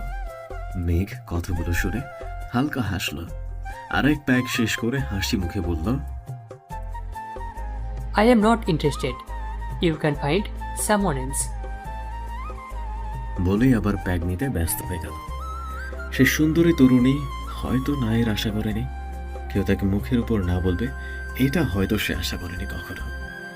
দাঁতে দাঁত খিচে বলে উঠল, You are trying a no to me? Who the hell are you? Just wait and watch. I'll give you better on than you. Just wait. বলেই মেয়েটা গজরাতে গজরাতে চলে গেল। মেঘ আর কোনো পাশে না তাকিয়ে ড্রিঙ্কে মনোনিবেশ করল। হঠাৎ এক ফাঁকে চোখ গেল ডান্স ফ্লোরের দিকে। সেখানে সেই সুন্দরী তরুণী আরেকজন ছেলের সাথে ডান্স করছে। মেঘের চোখে চোখ পড়তেই বেশ ক্লোজভাবে আবেদনময়ী ভঙ্গিতে নাচতে লাগলো সে। ছেলেটাও কম যায় কি, সে যেন সুযোগের অপেক্ষায় ছিল। সে মেয়েটির কোমরে হাত দিয়ে বিন্দাস ভাবে নাচছে। মেঘ প্রথমে একটা তাচ্ছিল্যের হাসি দিয়ে ড্রিঙ্কে ব্যস্ত হয়ে গেল। গ্লাসে ড্রিঙ্ক ঢালতে গিয়ে হঠাৎ করে তার চেহারা শক্ত হয়ে গেল। প্রচন্ড রাগ হচ্ছে তার। শ্যাম্পেইনের বোতলটা সজোরে টেবিলে রেখে উঠে চলে গেল ডান্স ফ্লোরের দিকে। সেখানে গিয়ে সেই সুন্দরী তরুণীর গালে কষিয়ে এক চর মারল। মেয়েটি কিছু বুঝে ওঠার আগেই তার গালে আরেকটা চরের অস্তিত্ব টের পেল। বারের সবাই ধোয়া বনে গেছে। ডিজে মিউজিক থামিয়ে ঘটনা উদ্ধারের চেষ্টা করছে। মেঘের থাপ্পড় খেয়ে সেই তরুণী তাল সামলাতে না পেরে আছড়ে পড়ে ডান্স ফ্লোরে। মেঘকে প্রচন্ড রাগান্বিত দেখাচ্ছে, চোখ মুখ রাগে লাল হয়ে আছে। আচমকা গর্জে উঠল সে, এক পড়ছে হয় না তো, তাই না? 1000টা লাগবে? একজনে তো চাহিদা মেটে না। আরে তোরা সব মেয়েরা এরকম, মুখে যতই বল, টাকার গন্ধ পেলেই কুত্তার মতো ছুটে যাস। তোর সাহস হয় কিভাবে আমাকে ছেড়ে ওর কাছে যাওয়ার? You bloody bitch, I won't leave you Brishti, I hate you. কথাগুলো বলেই আবার মেয়েটিকে মারতে উদ্বুদ্ধ হলো মেঘ। রেওয়াজ হঠাৎ চেঁচামেচি শুনে ভিড় ঠেলে দেখে মেঘ উল্টাপাল্টা বকছে। মেঘ এগিয়ে যেতে লাগলে রেওয়াজ তাকে নিয়ে থামানোর চেষ্টা করল। বাড়ির সিকিউরিটিরাও মেঘকে থামানোর চেষ্টা করছে, কিন্তু মেঘ প্রচণ্ড রেগে আছে। তাকে সামালতে খুব কষ্ট হচ্ছে। রেওয়াজ অনেক কষ্টে মেঘকে গাড়িতে বসিয়ে বারের সিকিউরিটি ফর্মালিটি পূরণ করে মেঘকে নিয়ে চলে এলো। পুরো রাস্তা মেঘ একটা কথাই বলছে, বৃষ্টি, তুমি কেন ছেড়ে চলে গেলে আমাকে? কি দোষ ছিল আমার? বৃষ্টি, আই হেট ইউ। ঘড়িতে বেলা 12টা বাজে। মেঘের চোখের পাতার উপরের রগগুলো ফুলে আছে। হাতে পায়ে কালশিটে দাগ পড়েছে। অনেক কষ্ট হচ্ছে তার। ভোরের আলো খুব করে চোখে লাগছে। চোখ খুলতে সমস্যা হচ্ছে তার, মানে ধীরে ধীরে সে অন্ধকারের দিকে আগাচ্ছে। মাথাটা চেপে ধরে উঠে বসল সে। চোখ খুলে সামনে তাকাতে হক চুকিয়ে গেল মেঘ। তার সামনে রেওয়াজ বসে আছে। এখন সে কি করবে? কিভাবে ফেস করবে সে রেওয়াজকে? দুনিয়া সবার কাছে কথা লুকাতে পারলেও সে তো রেওয়াজকে কিছুই গোপন করতে পারবে না। মেঘ উঠে ওয়াশরুমের দিকে যেতে লাগলেই রেওয়াজ পেছন থেকে ডেকে উঠল। ব্যাক স্টাডিং থেকে তোকে ব্যান করা হয়েছে, তোর মেম্বারশিপ বাতিল করা হয়েছে। এমনকি আগামী 6 মাস বাড়ির আশেপাশে তোকে দেখলে ওরা স্ট্রিক অ্যাকশন নেবে। মেঘ একটা তাচ্ছিল্যের হাসি দিয়ে ওয়াশরুমের দিকে আগাল। মেঘ, তোর সাথে আমার কিছু কথা আছে। তুমি বসো, আমি ফ্রেশ হয়ে আসছি। বাট ফোনের রিংটোনে থেমে যায় রেওয়াজ। স্ক্রিনে হার্টের ইমোজি ভাসছে। মেঘ আস্তে করে এনজয় বলে ওয়াশরুমে চলে গেল। মেঘ, রহস্য দিয়ে কখনো রহস্য সমাধান করা যায় না। রহস্য সমাধানের জন্য জট খুলতে হয়। তুই তো নতুন করে জট লাগাচ্ছিস। প্লিজ ভাই, আমাকে বল তোর সমস্যাটা কি? এভাবে আমি তোকে অন্ধকারে ঠেলে দিতে পারি না। নিজের জন্য না, আমার জন্য অন্তত। জট খুলতে চাস না তুই? জট থাকলে তবে না খুলবি। সবটাই যখন পানির মতো পরিষ্কার, সেখানে তুই ঘোলাটাকে চুপিভাবে সরাবি। মানে সেদিন আয়াত চৌধুরী আমাকে তার কেবিনে রাখলেন। আমি রুমে ঢুকতেই তিনি বলে উঠলেন, মিস্টার মেঘ, আগে যেন সানসেট ডিলে যে ওনারা কিছু শর্ত দিয়েছিলেন, সেটাকে আপনি পড়ে সাইন করেছেন নাকি না পড়ে? স্যার, আমি কোনো কাগজ না পড়ে সাইন করিনি। মিস্টার মেঘ, তাহলে সেখানে যে লেখা ছিল টাইম অনুযায়ী ডেলিভারি না পেলে ওনাদের ক্ষতিপূরণ কোম্পানি দিবে। Can I ask you, company এমডির পারমিশন ছাড়া আপনি ডিল সাইন করার রাইট পান কিভাবে? এক্সকিউজ মি স্যার, কোম্পানির এমডির অনুপস্থিতিতে যাবতীয় সব সিদ্ধান্ত আমাকে নেওয়ার পাওয়ার অফ অ্যাটর্নি আমার কাছে ছিল। এটা কোম্পানির উপর মহল থেকে স্ট্যাম্প কাগজে আমাকে নোটিশ দেওয়া হয়েছিল। ইভেন আমার কাছে সেই কাগজ এখনও আছে। নিমিষে আয়াস চৌধুরীর মুখটা কালো হয়ে গেল। আই সি মিস্টার মেঘ, বাট আপনার হয়তো জানা নেই ওই সাইটের ওয়ার্কাররা ধর্মঘট করছে। কবে নাগাদ এটা শেষ হবে কে জানে না। আর ডিল অনুযায়ী আমাদের হাতে আছে জাস্ট 3 মাস। Do you really think within only 3 months এতগুলো প্রোডাক্ট ডেলিভারি দেওয়া পসিবল? আমি যেন থমকে গেলাম, কারণ হঠাৎ করে সাইটের ওয়ার্কাররা ধর্মঘট শুরু করেছে। মিস্টার মেঘ, এখন আপনার কাছে 2টা অপশন আছে, হয় 3 মাসের মধ্যে ডেলিভারি অথবা 2 কোটি টাকা ক্ষতিপূরণ। আমি জানি মিস্টার মেঘ, আপনি এখন কি ভাবছেন। 2 কোটি টাকা দেওয়ার মতো বর্তমানে আপনার সামর্থ্য নেই। আর ওয়ার্কার্সদের ধর্মঘট কবে শেষ হবে সেটা তো ওনারাও জানে না। এই অবস্থায় আকিজ ইন্ডাস্ট্রিজ টাইম মতো ডেলিভারি না পেলে লিগ্যাল নোটিশ পাঠাবেন। যেহেতু ডিল আপনি সাইন করেছেন, সুতরাং টাকাটাও আপনাকে দিতে হবে। কোম্পানি একটা কানাকড়িও দেবে না। মিস্টার মেঘ, আপনি যদি আপনার সব সম্পত্তি আর নিজের পৈতৃক ডেটটা বিক্রি করলেও আই গেস আপনি এই পরিমাণ অ্যামাউন্ট অ্যারেস্ট করতেই পারবেন না। আয়াত চৌধুরীর কথা শুনে আমি প্রচণ্ড ডিপ্রেশনে চলে যাই। কি করব কিছুই জানি না। তবে এসব কথার পরে আরেকটা চিন্তা আমার মাথায় বেশ ঘুরছিল। সেটা হলো, আয়াত চৌধুরীর সব কথা ব্যক্তিগতভাবে না বলে আমাকে লিগ্যাল নোটিশ পাঠাতে পারতেন, কিংবা উপর মহলকে দিয়ে হলেও জানাতে পারতেন, কিন্তু তিনি সেটা করেননি। সুতরাং এটাতে তার ব্যক্তিগত স্বার্থ আছে। কিন্তু সেটা কি? আমার ভাবনায় কুল খুঁজে না পেয়ে আয়াত চৌধুরী মুখ খুললেন। মিস্টার মেঘ, আপনি চাইলে আমি আপনাকে হেল্প করতে পারি। কি হেল্প? মেঘ সাহেব, মানুষ যখন বিপদে পড়ে তখন তার সবচেয়ে মূল্যবান অথবা সবচেয়ে প্রিয় জিনিসের বিনিময়ে বিপদ থেকে রক্ষা পাওয়ার চেষ্টা করে। আর আপনার সবচেয়ে প্রিয় জিনিস তো বৃষ্টি। Good catch. মিস্টার আয়াত চৌধুরী, আপনি ভাবলেন কিভাবে যে আমাকে বৃষ্টি ছেড়ে দেবে? রিল্যাক্স মিস্টার মেঘ, আমি তো ছেড়ে দিতে বলছি না, জাস্ট এক রাতের জন্য চাইছি।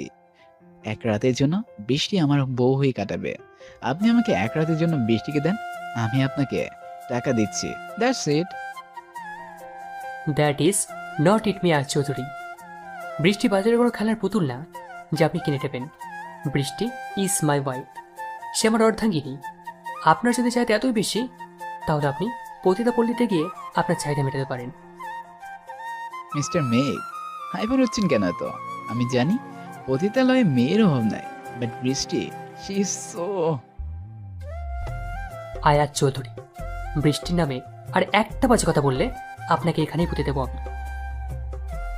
মিস্টার মেঘ, কলারটা ছাড়ো, না হলে আজকে এই অফিসে আপনার লাস্ট ডে হবে। আমি ওনার কলারটা ছেড়ে দিয়ে কেবিন থেকে বাইরে বেরিয়ে আসলাম।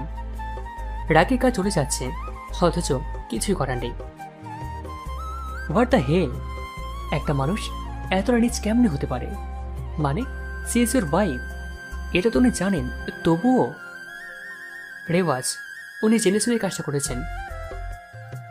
বাট এসবের সাথে বৃষ্টির কি সম্পর্ক? তারপর দোষ কোথায়? আল্লাহ তাকে সুন্দর করে বানিয়েছেন, এটাতে তার কি করার আছে? তুই কেন বৃষ্টিকে ছাড়লি? ভাই, আমার নিঃশ্বাস নেই। আর আমি বৃষ্টিকে ছাড়িনি, সে আমাকে ছেড়ে চলে গেছে। What are you kidding Megh? Brishti ভাবি তোকে ছেড়ে চলে গেছেন? সেটা আমাকে বিশ্বাস করতে হবে। আর সেটা কিসের জন্য? টাকার জন্য। হোয়াট? টাকার জন্যে? Megh, you are kidding? Brishti তোকে ছেড়ে চলে গেছে টাকার জন্য? Oh my goodness, nice joke. আমি জানি রেওয়াজ, তুই মানবি না। আমার ডায়েরিটা পড়ে তুই বৃষ্টিকে এতটা বিশ্বাস করে ফেলেছিস, অথচ আমি তো ওর সাথে ছিলাম, ওর অস্তিত্বে মিশেছিলাম। ও তোমার অর্ধাঙ্গিনী ছিল, তাহলে ভাবতো আমার কতটা কষ্ট হয়েছিল। আমার মনে হচ্ছিল যা দেখেছি সবটা ভুল, বাট বৃষ্টি নিজে মুখে সবটা স্বীকার করেছে দোস্ত। মেঘের কথা শুনে রেওয়াজ থ বনে গেল। কি বলবে ভাষা খুঁজে পাচ্ছে না সে। সবকিছু ওলট পালট হয়ে যাচ্ছে। মাথা তুলে জিজ্ঞেস করল, কি এমনটা দেখেছিলি মেঘ? মেঘ একটা তাচ্ছিল্যের হাসি দিল। আয়াত চৌধুরীর কাছ থেকে ফেরার পর থেকে মাথায় শুধু একটা চিন্তায় ঘুরঘুর করছিল যে কিভাবে এই ঝামেলা থেকে রেহাই পাবো। আমি যথাসাধ্য চেষ্টা করেছিলাম একটা উপায় বের করার, বাট ভাগ্য সহায় না হলে হাঁটু পানিতেও মানুষ ডুবে মারা যায়। সাইট ওয়ার্কারদের সাথে কথা বলে জানতে পারলাম ওনারা নিজেও জানেন না কেন ধর্মঘট ডাকা হয়েছে। ওনাদের লিডার সবাইকে কাজে যেতে নিষেধ করেছে। আগে ইন্ডাস্ট্রির মালিকের সাথে যোগাযোগ করলাম, ওনারা একদিনও সবাই বাড়িতে রাজি নন।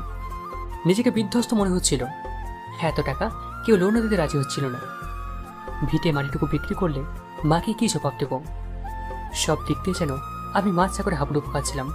সিদ্ধান্ত নিলাম বৃষ্টিকে জানাবো। তারপর একটা দীর্ঘশ্বাস ফেলে মেঘ বলতে লাগলো, বৃষ্টিকে অনেক কষ্টে আমি সবটা বললাম। ইভেন আয়া চৌধুরীর যখন প্রস্তাবের কথা বললাম, সবটা শুনে বৃষ্টি খুব নর্মাল একটা রিয়াকশন দিল, যে ওর কাছে সবটাই খুব নর্মাল।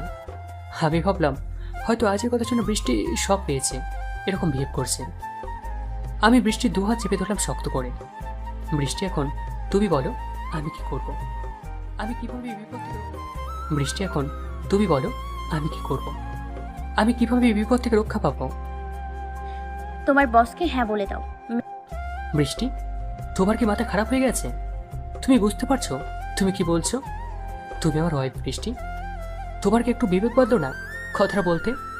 নাকি আমাকে এখন আর ভালো লাগে না তোমার? মেঘ, তুমি কি পাগল হয়ে গেলা? কি বলছো এসব? পাগল আমি হয়ে যাইনি বৃষ্টি, পাগল হয়েছো তুমি।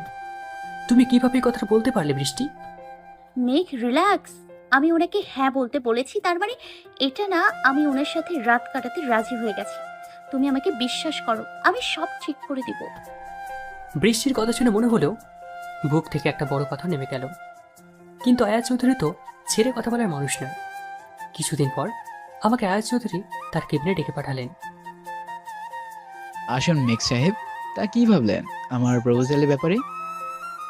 আসলে বৃষ্টি, আমি জানি উনি রাজি হবেন। আসলে আমার মতো হ্যান্ডসাম আর রিচ ছেলের সাথে টাইম স্পেন্ড করার প্রতিটা মেয়েরই ইচ্ছে থাকে। আপনারও, বৃষ্টিও তো একজন মেয়ে। বলে আয়াজ চৌধুরী বিজয়ের হাতে হাসতে লাগলেন। প্রচণ্ড মেজাজ খারাপ হয়ে আসলো। মুহূর্তে মাথা কাজ করা বন্ধ হয়ে গেল। বৃষ্টির সব কথাই সেই মুহূর্তে মিথ্যা মনে হচ্ছিল। মিস্টার আয়াজ চৌধুরী, বৃষ্টি আপনার প্রপোজাল রিজেক্ট করে দিয়েছে।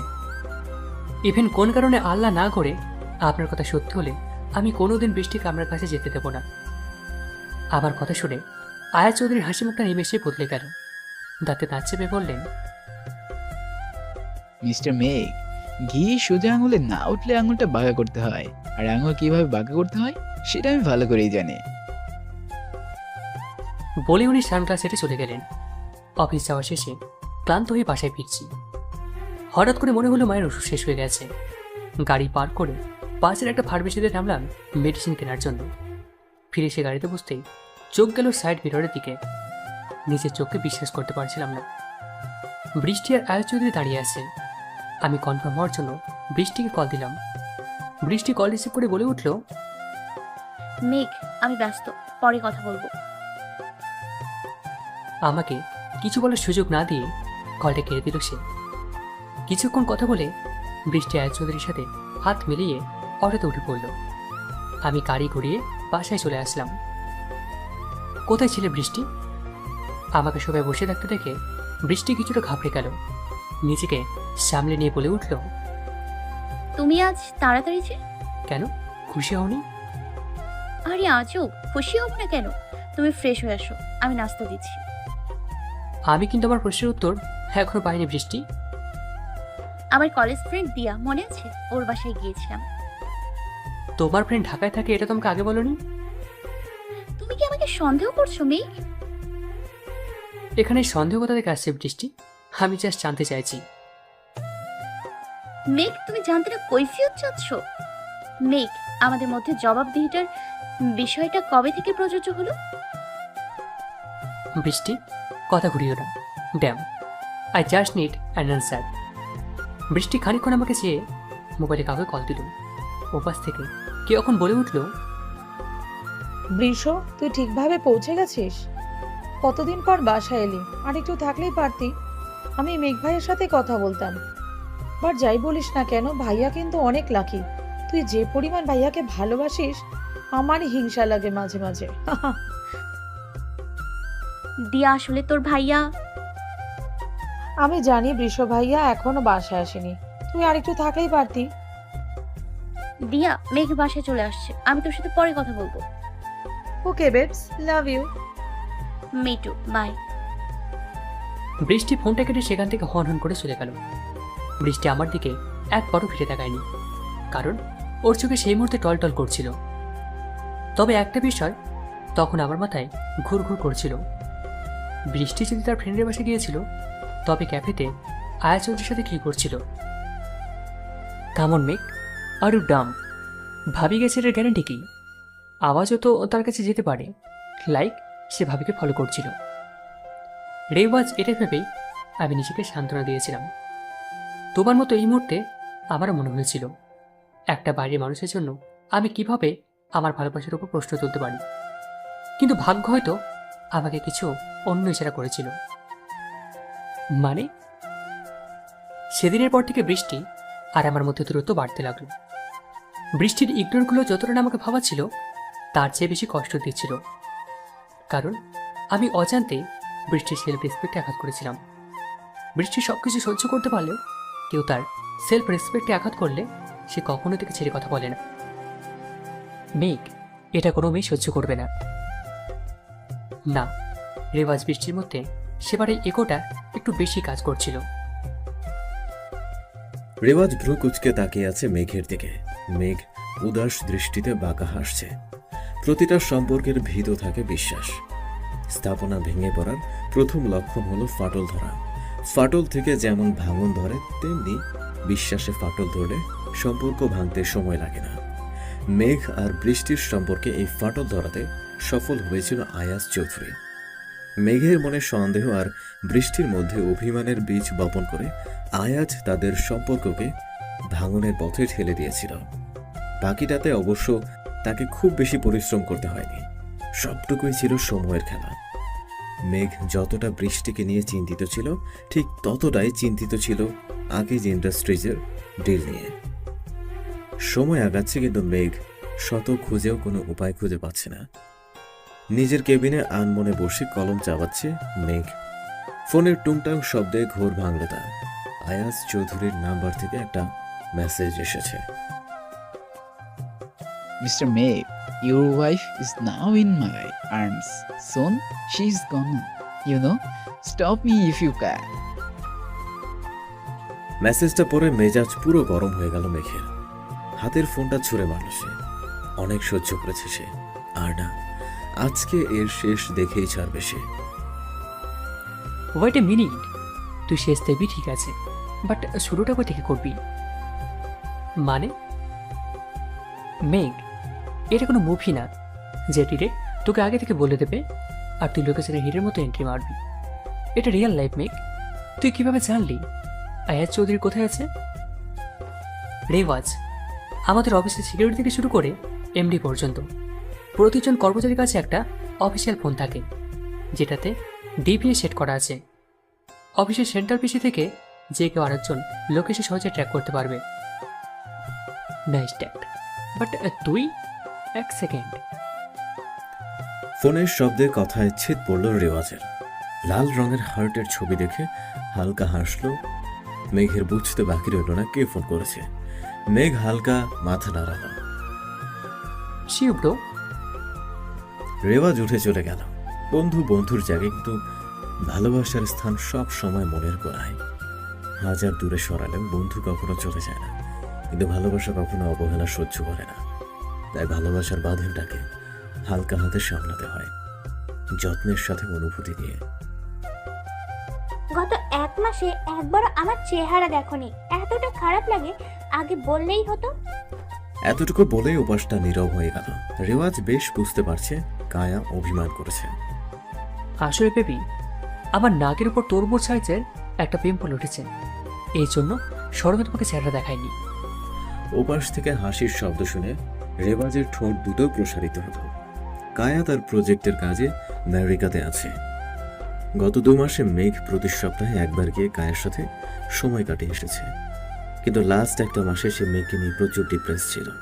কায়াকেও সে সবটা খুলে বলেছে, এমনকি কায়াই তাকে বলেছিল মেঘের পাশে থাকতে।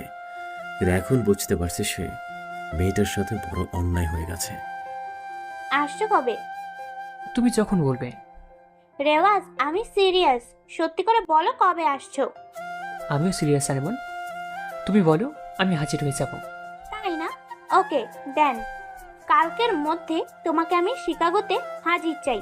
Your wish is my command love. Love you, bye. Bye. Call কেটে রেওয়াজ একটা টেক্সট পাঠালো মেঘের নাম্বারে। পাসপোর্ট আর ভিসা রেডি, এই নে তোর টিকিট। এয়ারপোর্টে মেঘকে দেখে রেওয়াজ তার হাতে টিকিট ধরিয়ে দিল। ইমিগ্রেশন করে মেঘ আর রেওয়াজ বসে আছে। একটা অ্যানাউন্সমেন্ট শুনে রেওয়াজ মেঘকে টানতে টানতে বিমানে নিয়ে চড়ল। মেঘের মাথায় কিছু ঢুকছে না, কি হচ্ছে, মেঘ তাকে কোথায় নিয়ে যাচ্ছে। শুধু জরুরি ভিত্তিক একটা মেসেজ দিয়ে তাকে বাসা থেকে টেনে এনেছে। টিকিটটা খুলে দেখলো ডেস্টিনেশনে শিকাগো লেখা, কিন্তু এভাবে হুটহাট করে শিকাগো যাওয়া মানেটা কি? কায়া ভাবে কিছু হলো নাকি? রেওয়াজ, এ রেওয়াজ, এ রেওয়াজ। মেঘের চেঁচামেচি শুনে পেছন থেকে একজন চেঁচিয়ে উঠল, hey man, what are you shooting? Sorry. Rewaz কানে হেডফোন লাগিয়ে ফুল ভলিউমে কমেডি মুভি দেখছে। মেঘ রেওয়াজের কান থেকে হেডফোনটা টেনে খুলে নিল। কি সমস্যা তোর? তুই নিজেও মুভি দেখবি না, আমাকেও দেখতে দিবি না? রেওয়াজ, তুই শিকাগো যাচ্ছিস ফ্লাইটে কমেডি মুভি দেখার জন্য? সত্যি করে বলতো, তুই শিকাগো কেন যাচ্ছিস আর আমাকে কেন নিয়ে যাচ্ছিস? কায়া ভাবের কিছু?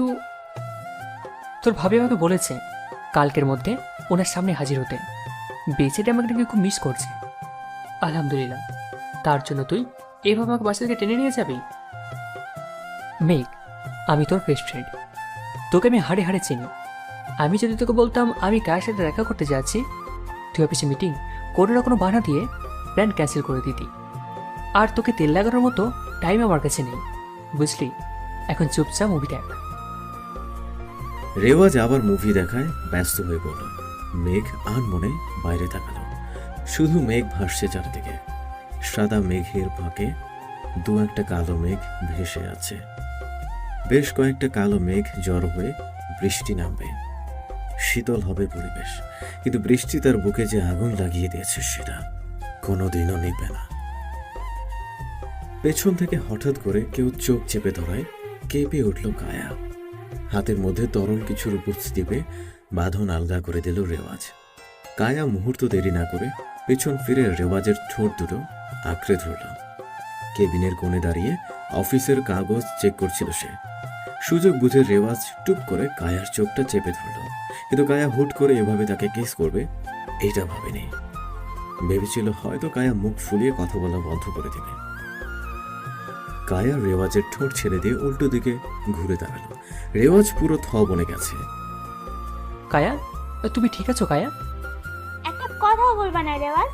তুমি জানো আমি এই 1 মাস কতটা কষ্ট পেয়েছি। I am sorry my love, but মেঘের জন্য।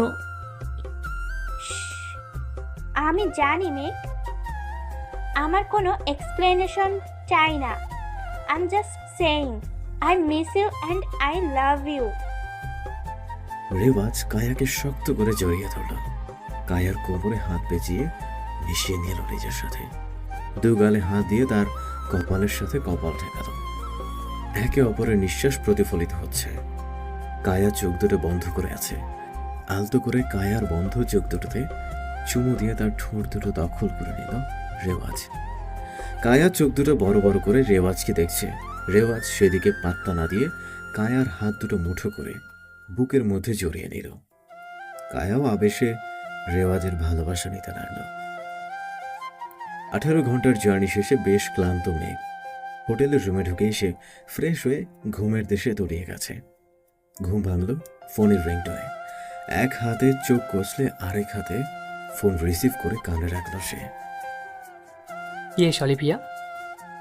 Sir, we have a meeting in next week at Chicago. When will you leave? Olivia, I am already here for some personal issue. Get the papers ready and come here within 2 days. We will discuss later the rest. Got it, sir. Phone কেটে ওয়াশরুমের দিকে পা বাড়াবে তখনই আবার ফোনটা বেজে উঠল। স্ক্রিনে বেস্ট বাডি নামটা দেখে হালকা হাসল মেঘ। মেঘ, কই তুই?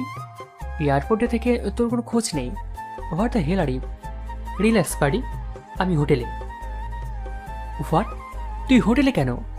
মেঘ, আমার নিজের পার্সোনাল ফার্ম হাউস আছে, কার ফ্ল্যাট আছে, তারপরেও তুই?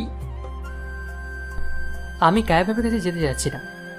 বেচারি আমার জন্য এমনিতেই প্রবলেম ফেস করছে, তুই বরং তোর ফার্ম হাউসের এক্সট্রাটা দে। ওকে ফাইন, বাট আজকে রাতে তোর ভাবি তোকে ইনভাইট করেছে ডিনারে। ইউ মাস্ট কাম।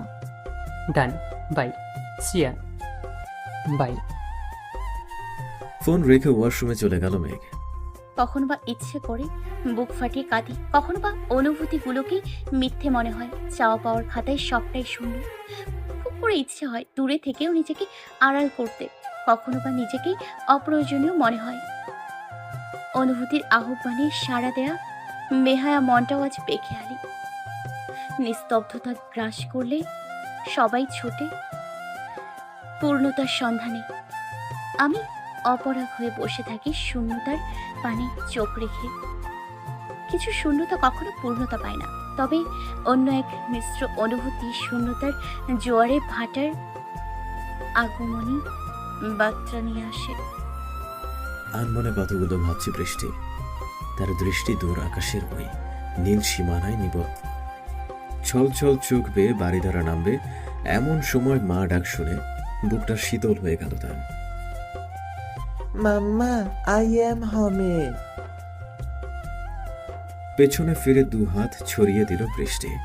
নাদুস নুদুস একটা বাচ্চা গুটি সুটি পায়ে দৌড়ে এসে জড়িয়ে ধরল তাকে। বৃষ্টি গালে মুখে চুমুকে বলে তুলে নিল ছেলেকে। How was your first day, sweetheart? It was good, Mama, but I missed you. Oh, honey. I miss you too. বাচ্চাটা বৃষ্টির গালে কিস করে কোল থেকে নেমে গেল। দরজার কাছে দাঁড়িয়ে মা ছেলের কাণ্ড দেখছিলেন মিস কিয়ারা। বৃষ্টিকে দেখে সে হাসি মুখে বলে উঠল, Mrs. Roman, Rod is a very cute and intelligent boy. I hope he will be shine in life. কথাগুলো বলে বিদায় নিলেন তিনি। বৃষ্টি হালকা হেসে রোদের কাছে গিয়ে বসল। রোদ ব্যাগ থেকে বই খাতা বের করছে।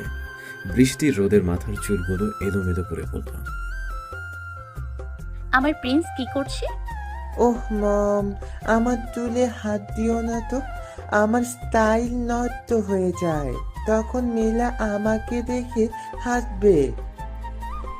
বৃষ্টি ছেলের কথা শুনে ড্যাব ড্যাব করে তাকিয়ে আছে। রোদ তার ছোট ছোট হাত দিয়ে চুলগুলো ঠিক করে বলল, মামা, now I am looking your Prince. ওরে পাঁচি রে। বলেই মা ছেলে দুষ্টুমিতে মেতে উঠল। সময়ের প্রবাহ কারো জন্য ধীর, কারো জন্য বা দ্রুত গতিতে হয়।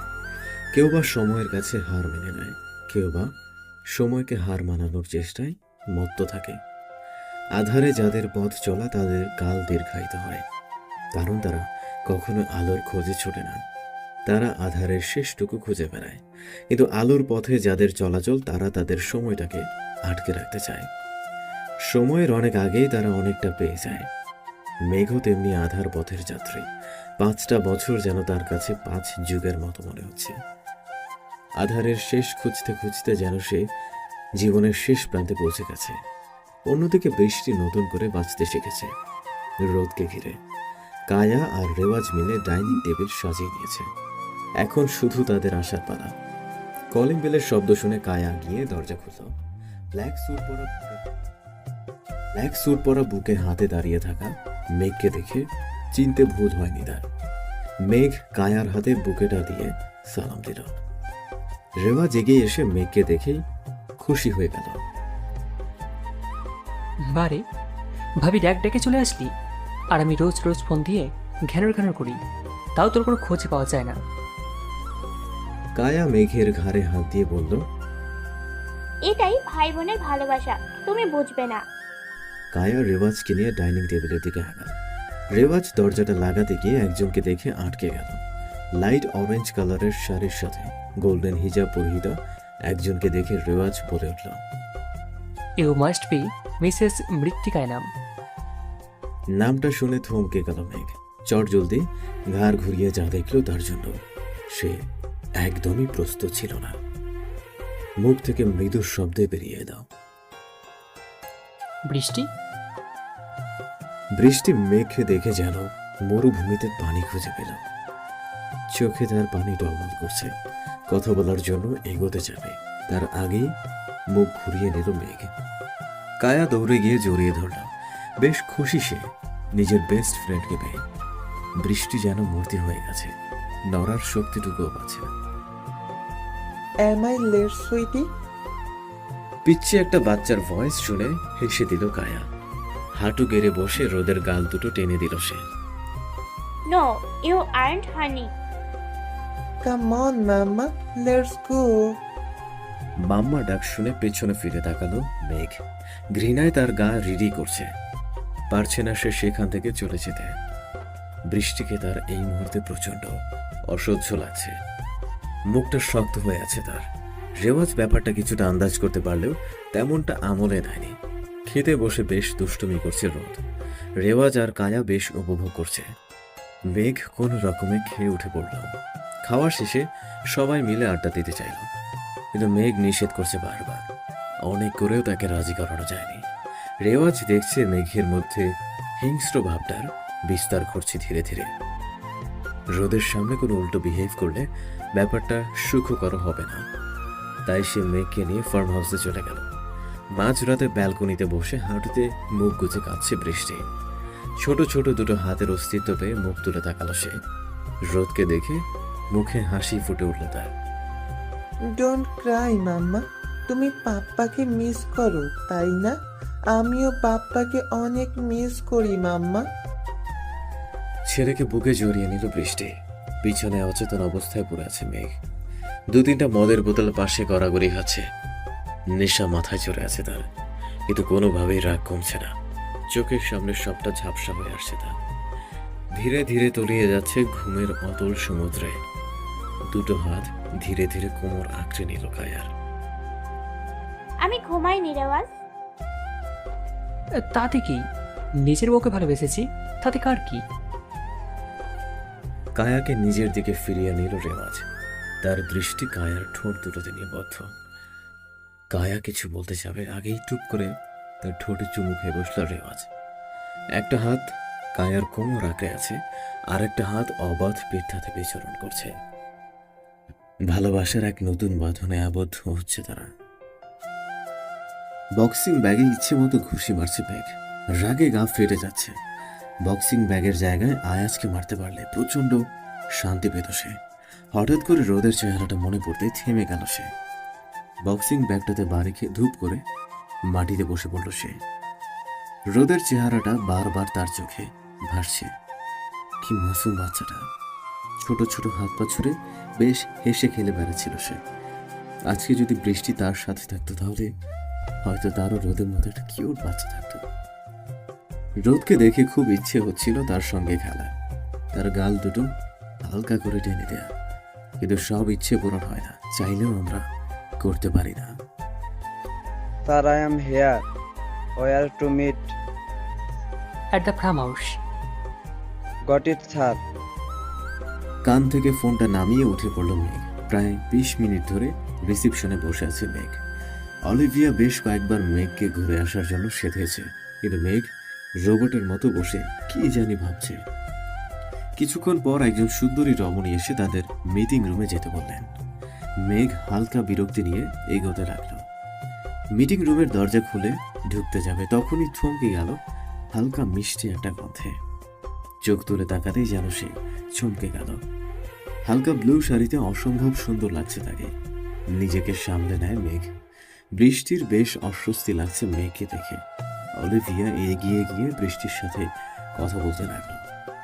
মেঘ চুপচাপ একটা চেয়ারে বসে পড়ল। তার চোখ দুটো বৃষ্টিতে নিবদ্ধ। অলিভিয়া বৃষ্টিকে প্রেজেন্টেশন দেখাচ্ছে। কথার ফাঁকে বৃষ্টি মেঘের দিকে বারবার নজর দিচ্ছে। প্রেজেন্টেশন শেষে বৃষ্টি ডিল ফাইনাল করল। অলিভিয়া বেশ খুশি। এই দিনটা থেকে তাদের কোম্পানি অনেক লাভ করতে পারবে, কিন্তু মেঘ একঘেয়ে বসে আছে। অলিভিয়া হাত ধরে টানছে মেঘকে ওঠার জন্য। মেঘ চোখ তুলে তাকাতেই অলিভিয়া হাত ছেড়ে দিয়ে সোজা হয়ে দাঁড়াল। মেঘ কি জানি ভেবে অলিভিয়ার কোমরে হাত দিয়ে পেঁচিয়ে নিল। মুহূর্তেই বৃষ্টির মুখটা মলিন হয়ে গেল। ঠোঁটের কোণ তবুও যথাসাধ্য হাসি করে ধরে রেখেছে সে। মেঘ বের হতে যাবে তখন রোদ দৌড়ে এসে পাপা পাপা বলে 2 হাত মেঘের দিকে বাড়িয়ে দিল। মেঘ আর নিজেকে আটকাতে পারল না। টুপ করে রোদকে কোলে তুলে নিয়ে আদর করতে লাগলো। রোদও মেঘের কোলে উঠে দুষ্টুমি করতে লাগলো। আধো আধো বলে কথা বলছে আর খিলখিল করে হাসছে। তা দেখে মেঘও হাসছে। বৃষ্টির ঠোঁটে অজান্তেই হাসি ফুটে উঠল। অলিভিয়ার দিকে তাকাতেই দেখলো সে ভ্রু কুঁচকে মেঘ আর রোদকে দেখছে। বৃষ্টি এগিয়ে গিয়ে রোদকে মেঘের কোল থেকে নামিয়ে দিল। মেঘ বেশ বিরক্ত হলো ব্যাপারটাতে, কিন্তু বৃষ্টিকে দেখে সেখান থেকে বের হয়ে চলে গেল। অলিভিয়াও ছুট লাগালো মেঘের পিছে পিছে। মেঘ চলে যেতেই বৃষ্টি রোদকে কোল থেকে নামিয়ে বলল, ওনাকে আর পাপা বলবে না Rod. But mamma. No. Okay mamma. Rod মুখ ফুলিয়ে সেখান থেকে চলে গেল। বিছানায় বসে টেবিল ল্যাম্প অন অফ করছে মেঘ। রোদের কথা ভাবছে সে। কত কিউট বাচ্চাটা। যখন সে তার ছোট ছোট হাত দুটো দিয়ে মেঘের গাল ছুঁয়ে দিচ্ছিল, একটা অন্যরকম অনুভূতি কাজ করছিল তার মাঝে। ইচ্ছে করছিল পুচ্ছিটাকে বুকের মধ্যে জড়িয়ে রাখতে। দরজায় দুটো টোকার আওয়াজ পেয়ে মাথা তুলে তাকালো মেঘ। পারমিশনের অভ্যাস কবে থেকে করলি? তুই যখন থেকে নিজের অস্তিত্বকে চিনতে ভুল করলি তখন থেকে। কথাগুলো বলে ভেতরে আসলো রেওয়াজ। মানে? মেঘ, রোদ তো ছেলে। মেঘ বিছানা থেকে নেমে গিয়ে একটা বিয়ারের বোতল খুলে বেশ খানিকটা মদ ঢেলে নিল গ্লাসে। রোদ আমার ছেলে না রেওয়াজ, রোদ আয়াত চৌধুরীর ছেলে। মেঘ, তোর ধারণাও নেই তুই কি বলছিস। আছে রেওয়াজ, অনেক ভালো করে জানা আছে, বরং এটা বলবো তুই কিছুই জানিস না। মেঘ, আয়াত চৌধুরী ডিপিএস ট্র্যাক করে আমি সেদিন গিয়ে হাজির হই হোটেল ডায়মন্ডে। হোটেলে পাড়াতেই চোখ পড়ে রিসেপশনের দিকে। আয়াত চৌধুরী পার্সোনাল সেক্রেটারি মিস্টার মাহবুব বসে পেপার পড়ছেন। উনি আমাকে দেখতেই একটা নোংরা হাসি দিলেন। আমি কোনো কথা না বলে আগতে লাগলাম। 304 নম্বর রুম, 3rd ফ্লোর, হাতের ডানের রুম। কথাটা শুনেই থমকে গেলাম। পিছন ফিরে তাকাতেই একটা বাঁকা হাসি দিয়ে মাহবুব বলে উঠল, আই থিঙ্ক আপনি খুঁজে পাবেন না, আমি নিয়ে যাচ্ছি চলুন। তবে মিস্টার ম্যাক, একটা জিনিস মানতে হবে, আপনি অনেক লাকি, কারণ আপনার ওয়াইফ অনেক সেন্সেবল। ওনার এই স্টেপে আপনার চাকরিও বেঁচে যাবে, আর আপনার ওয়াইফও সাময়িক এনজয়মেন্ট হবে। কথাটা শোনার পর যে কোনো স্বামীর পক্ষে সম্ভব না নিজেকে ধরে রাখার।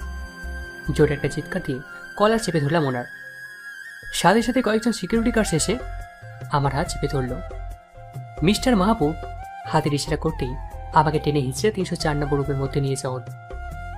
রুমে দরজা ঢুকে পড়তেই আয়াত চৌধুরী দরজা খুলে দিল। তার পরনে একটা নাইস গাউন আর হাতে ওয়াইনের গ্লাস। আর একটু ভিতরে উঁকি মারতেই আমি থমকে গেলাম। আমার হাত পা অবশ হয়ে আসলো। বিছানায় বৃষ্টি আচ্ছা অবস্থায় পড়ে আছে। তার পরনে ক্লিপলেস ব্লাউজ আর হালকা সিল্কের শাড়ি। বৃষ্টি হয়তো আমাকে দেখার জন্য মোটেও প্রস্তুত ছিল না। আমাকে দেখে সে চমকে গেল। কোনো রকমে সোজা হয়ে বসে সে কিছু একটা লুকানোর চেষ্টা করতে লাগলো। বৃষ্টি ছাড়ায় ভারী মেকআপ, গায়ে পারফিউমের মন বাঁধানো গন্ধ। যে কোনো ছেলেকেই সে ঘায়ল করতে প্রস্তুত।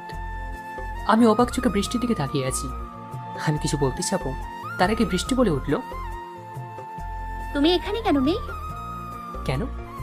আমার উপস্থিতি বুঝে তোমার সহ্য হচ্ছে না? মেঘ, তোমার মাথা ঠিক নেই এখন, তুমি বাসায় যাও, আমি পরে তোমার সাথে কথা বলবো। কথা বলার মতো কিছু বেঁচে আছে বৃষ্টি? আমার যা জানার, যা বোঝার তা অনেক আগেই বুঝে নিয়েছি। শুধু তোমার কাছে একটা কথা জানতে চাই, আমার ভালোবাসা কি কমতে ছিল যার জন্য তুমি আজ এই ঘরে আবদ্ধ? দেখো মেঘ, তুমি বাসায় যাও। তোমার কি বিবেকে একটু আঘাত করেনি? কিভাবে পারলে তুমি? প্রশ্নটা তো আমার তোমাকে করা উচিত মেঘ। আমি চোখে মুখে বিস্ময় ফুটিয়ে বললাম, মানে? মেঘ, তোমার স্যালারি মাত্র 60,000 টাকা, যার বেশিরভাগটাই চলে যায় তোমার অসুস্থ মায়ের চিকিৎসা করতে আর সংসার চালাতে। বলি, আমার নিজেরও তো কিছু শখ আহ্লাদ আছে। তোমার জবটা চলে গেলে তো পেটের ভাত জোটানোটাই মুশকিল হয়ে যাবে। সেই জন্য আমি এই সিদ্ধান্ত নিয়েছি। বৃষ্টির কথাগুলো শুনে আমি নিজের রাগ ধরে রাখতে পারিনি। কষে দুটো থাপ্পড় বসিয়ে দিয়েছি।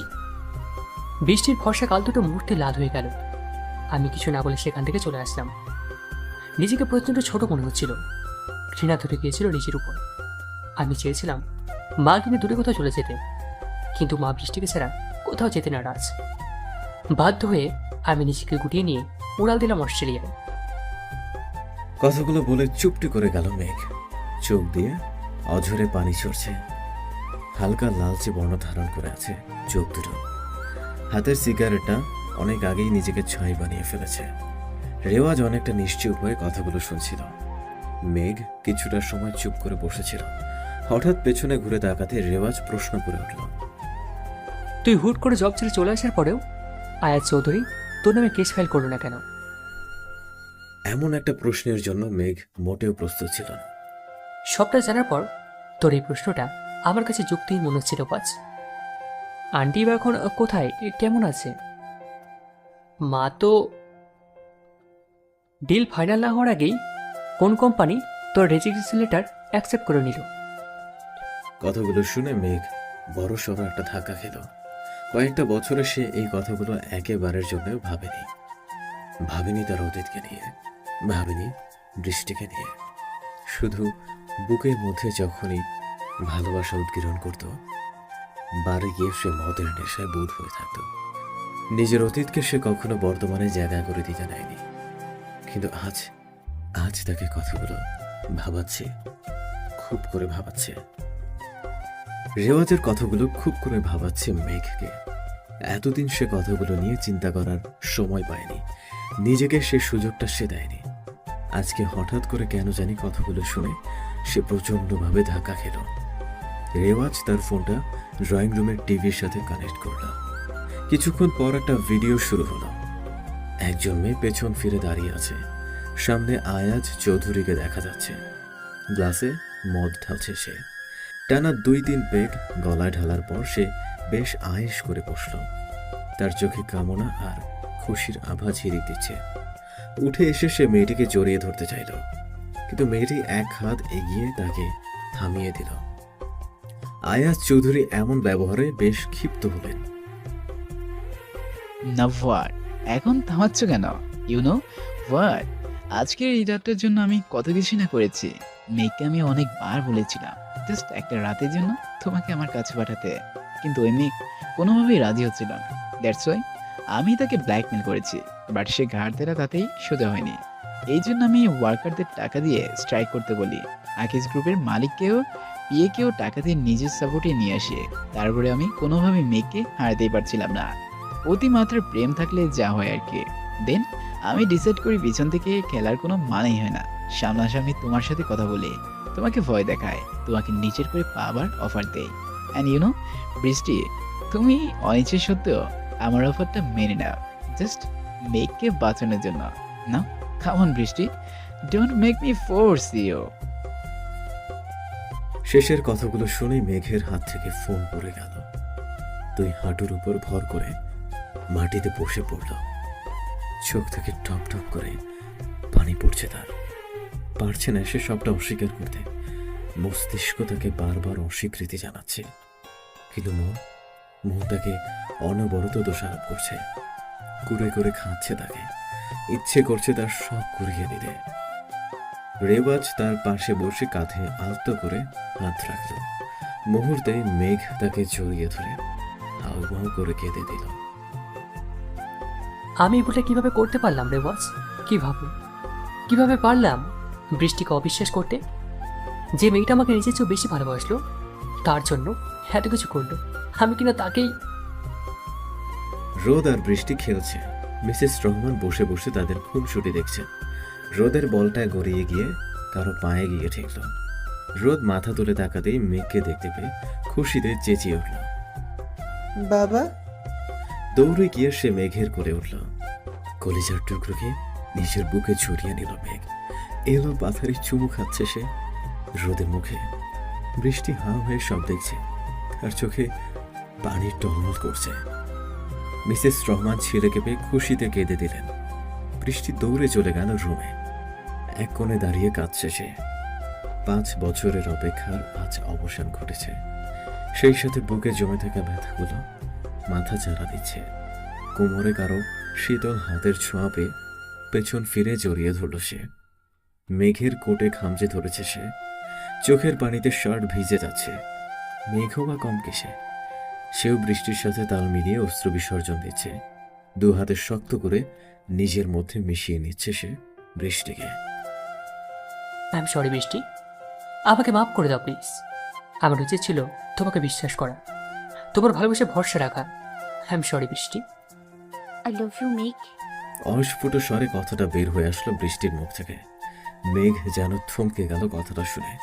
ভেবেছিল হয়তো বৃষ্টি অভিমানের ঝোলা খুলে বসবে, অথচ সে কিনা। বৃষ্টি তুমি? মেঘ, আমি তোমার অর্ধাঙ্গিনী।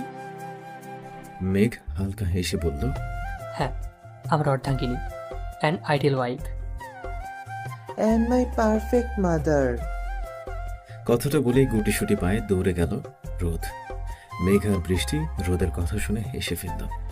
মেঘের কোলে জোরে বৃষ্টির গলা জড়িয়ে ধরল রোদ। হুট করে রেওয়াজের কাঁধ থেকে মাথা তুলে তার ফোনটা ছুঁড়ে মারল মেঘ। এরকম কিছুই রেওয়াজ আশা করেনি।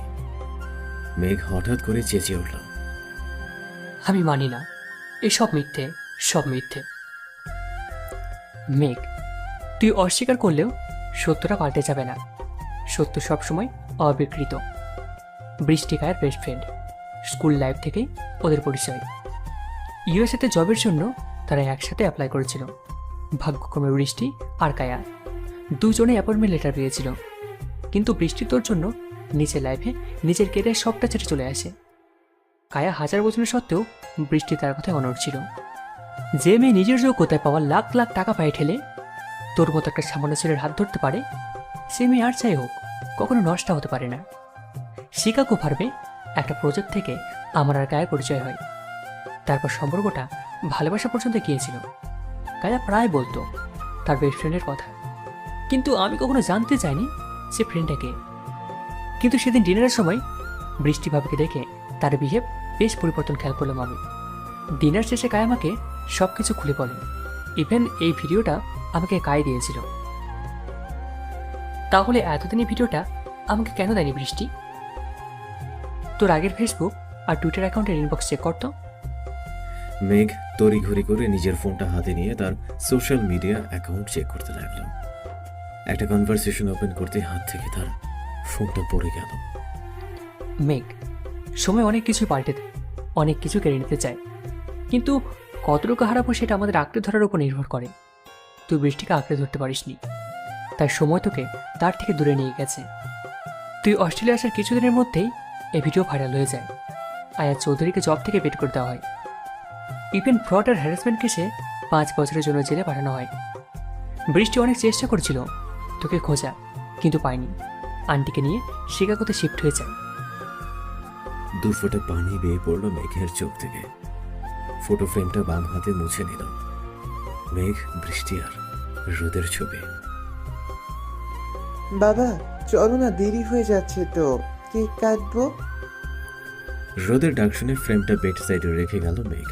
নিচে নামতে দেখতে পেল রোদ তার ফ্রেন্ডদের সাথে খেলছে। বৃষ্টি হাসি মুখে সবার সাথে পরিচিত হচ্ছে। ওয়েস্টার্ন ড্রেসের ভিড়ে সাদা শাড়িতে বৃষ্টি সবার নজর কাড়ছে। মেঘ সিঁড়ি বেয়ে নিচে নেমে গিয়ে বৃষ্টির পাশে দাঁড়ালো। বৃষ্টি মেঘকে দেখে হালকা হাসলো। মেঘ আলতো করে বৃষ্টির কপালে একটা চুমু এঁকে দিল। রোদ এসে হাত ধরে দুজনকে টেনে নিয়ে গেল। কেক কাটার পর সবাই যে যার মতো গল্প করছে। হঠাৎ করে কিছু একটা শব্দ শুনে সবাই সেদিকে ছুটে গেল। মেঘ আর বৃষ্টি এগিয়ে গিয়ে দেখলো কায়া রেওয়াজের সামনে দাঁড়িয়ে চেঁচাচ্ছে। আরেকজন ফরেইনার গালে হাত দিয়ে দাঁড়িয়ে আছে। আশেপাশের একজন বলে উঠল, মেয়েটি নাকি রেওয়াজকে বারবার কিস করার ট্রাই করছিল, বাট রেওয়াজ পাত্তা দিচ্ছিল না। কায়ার চোখে পড়তে সে ঠাস করে মেয়েটার গালে একটা থাপ্পড় বসিয়ে দেয়। মেঘ রেওয়াজের কাছে গিয়ে তার কাঁধে হাত রেখে বলল, ভাই, এটা লিপস্টিক শেয়ার করবে, কিন্তু হাসবেন কিনা, এটাই হলো অর্ধাঙ্গিনী অ্যান্ড আইডিয়াল ওয়াইফ। মেঘের কথা রেওয়াজ শুনে হেসে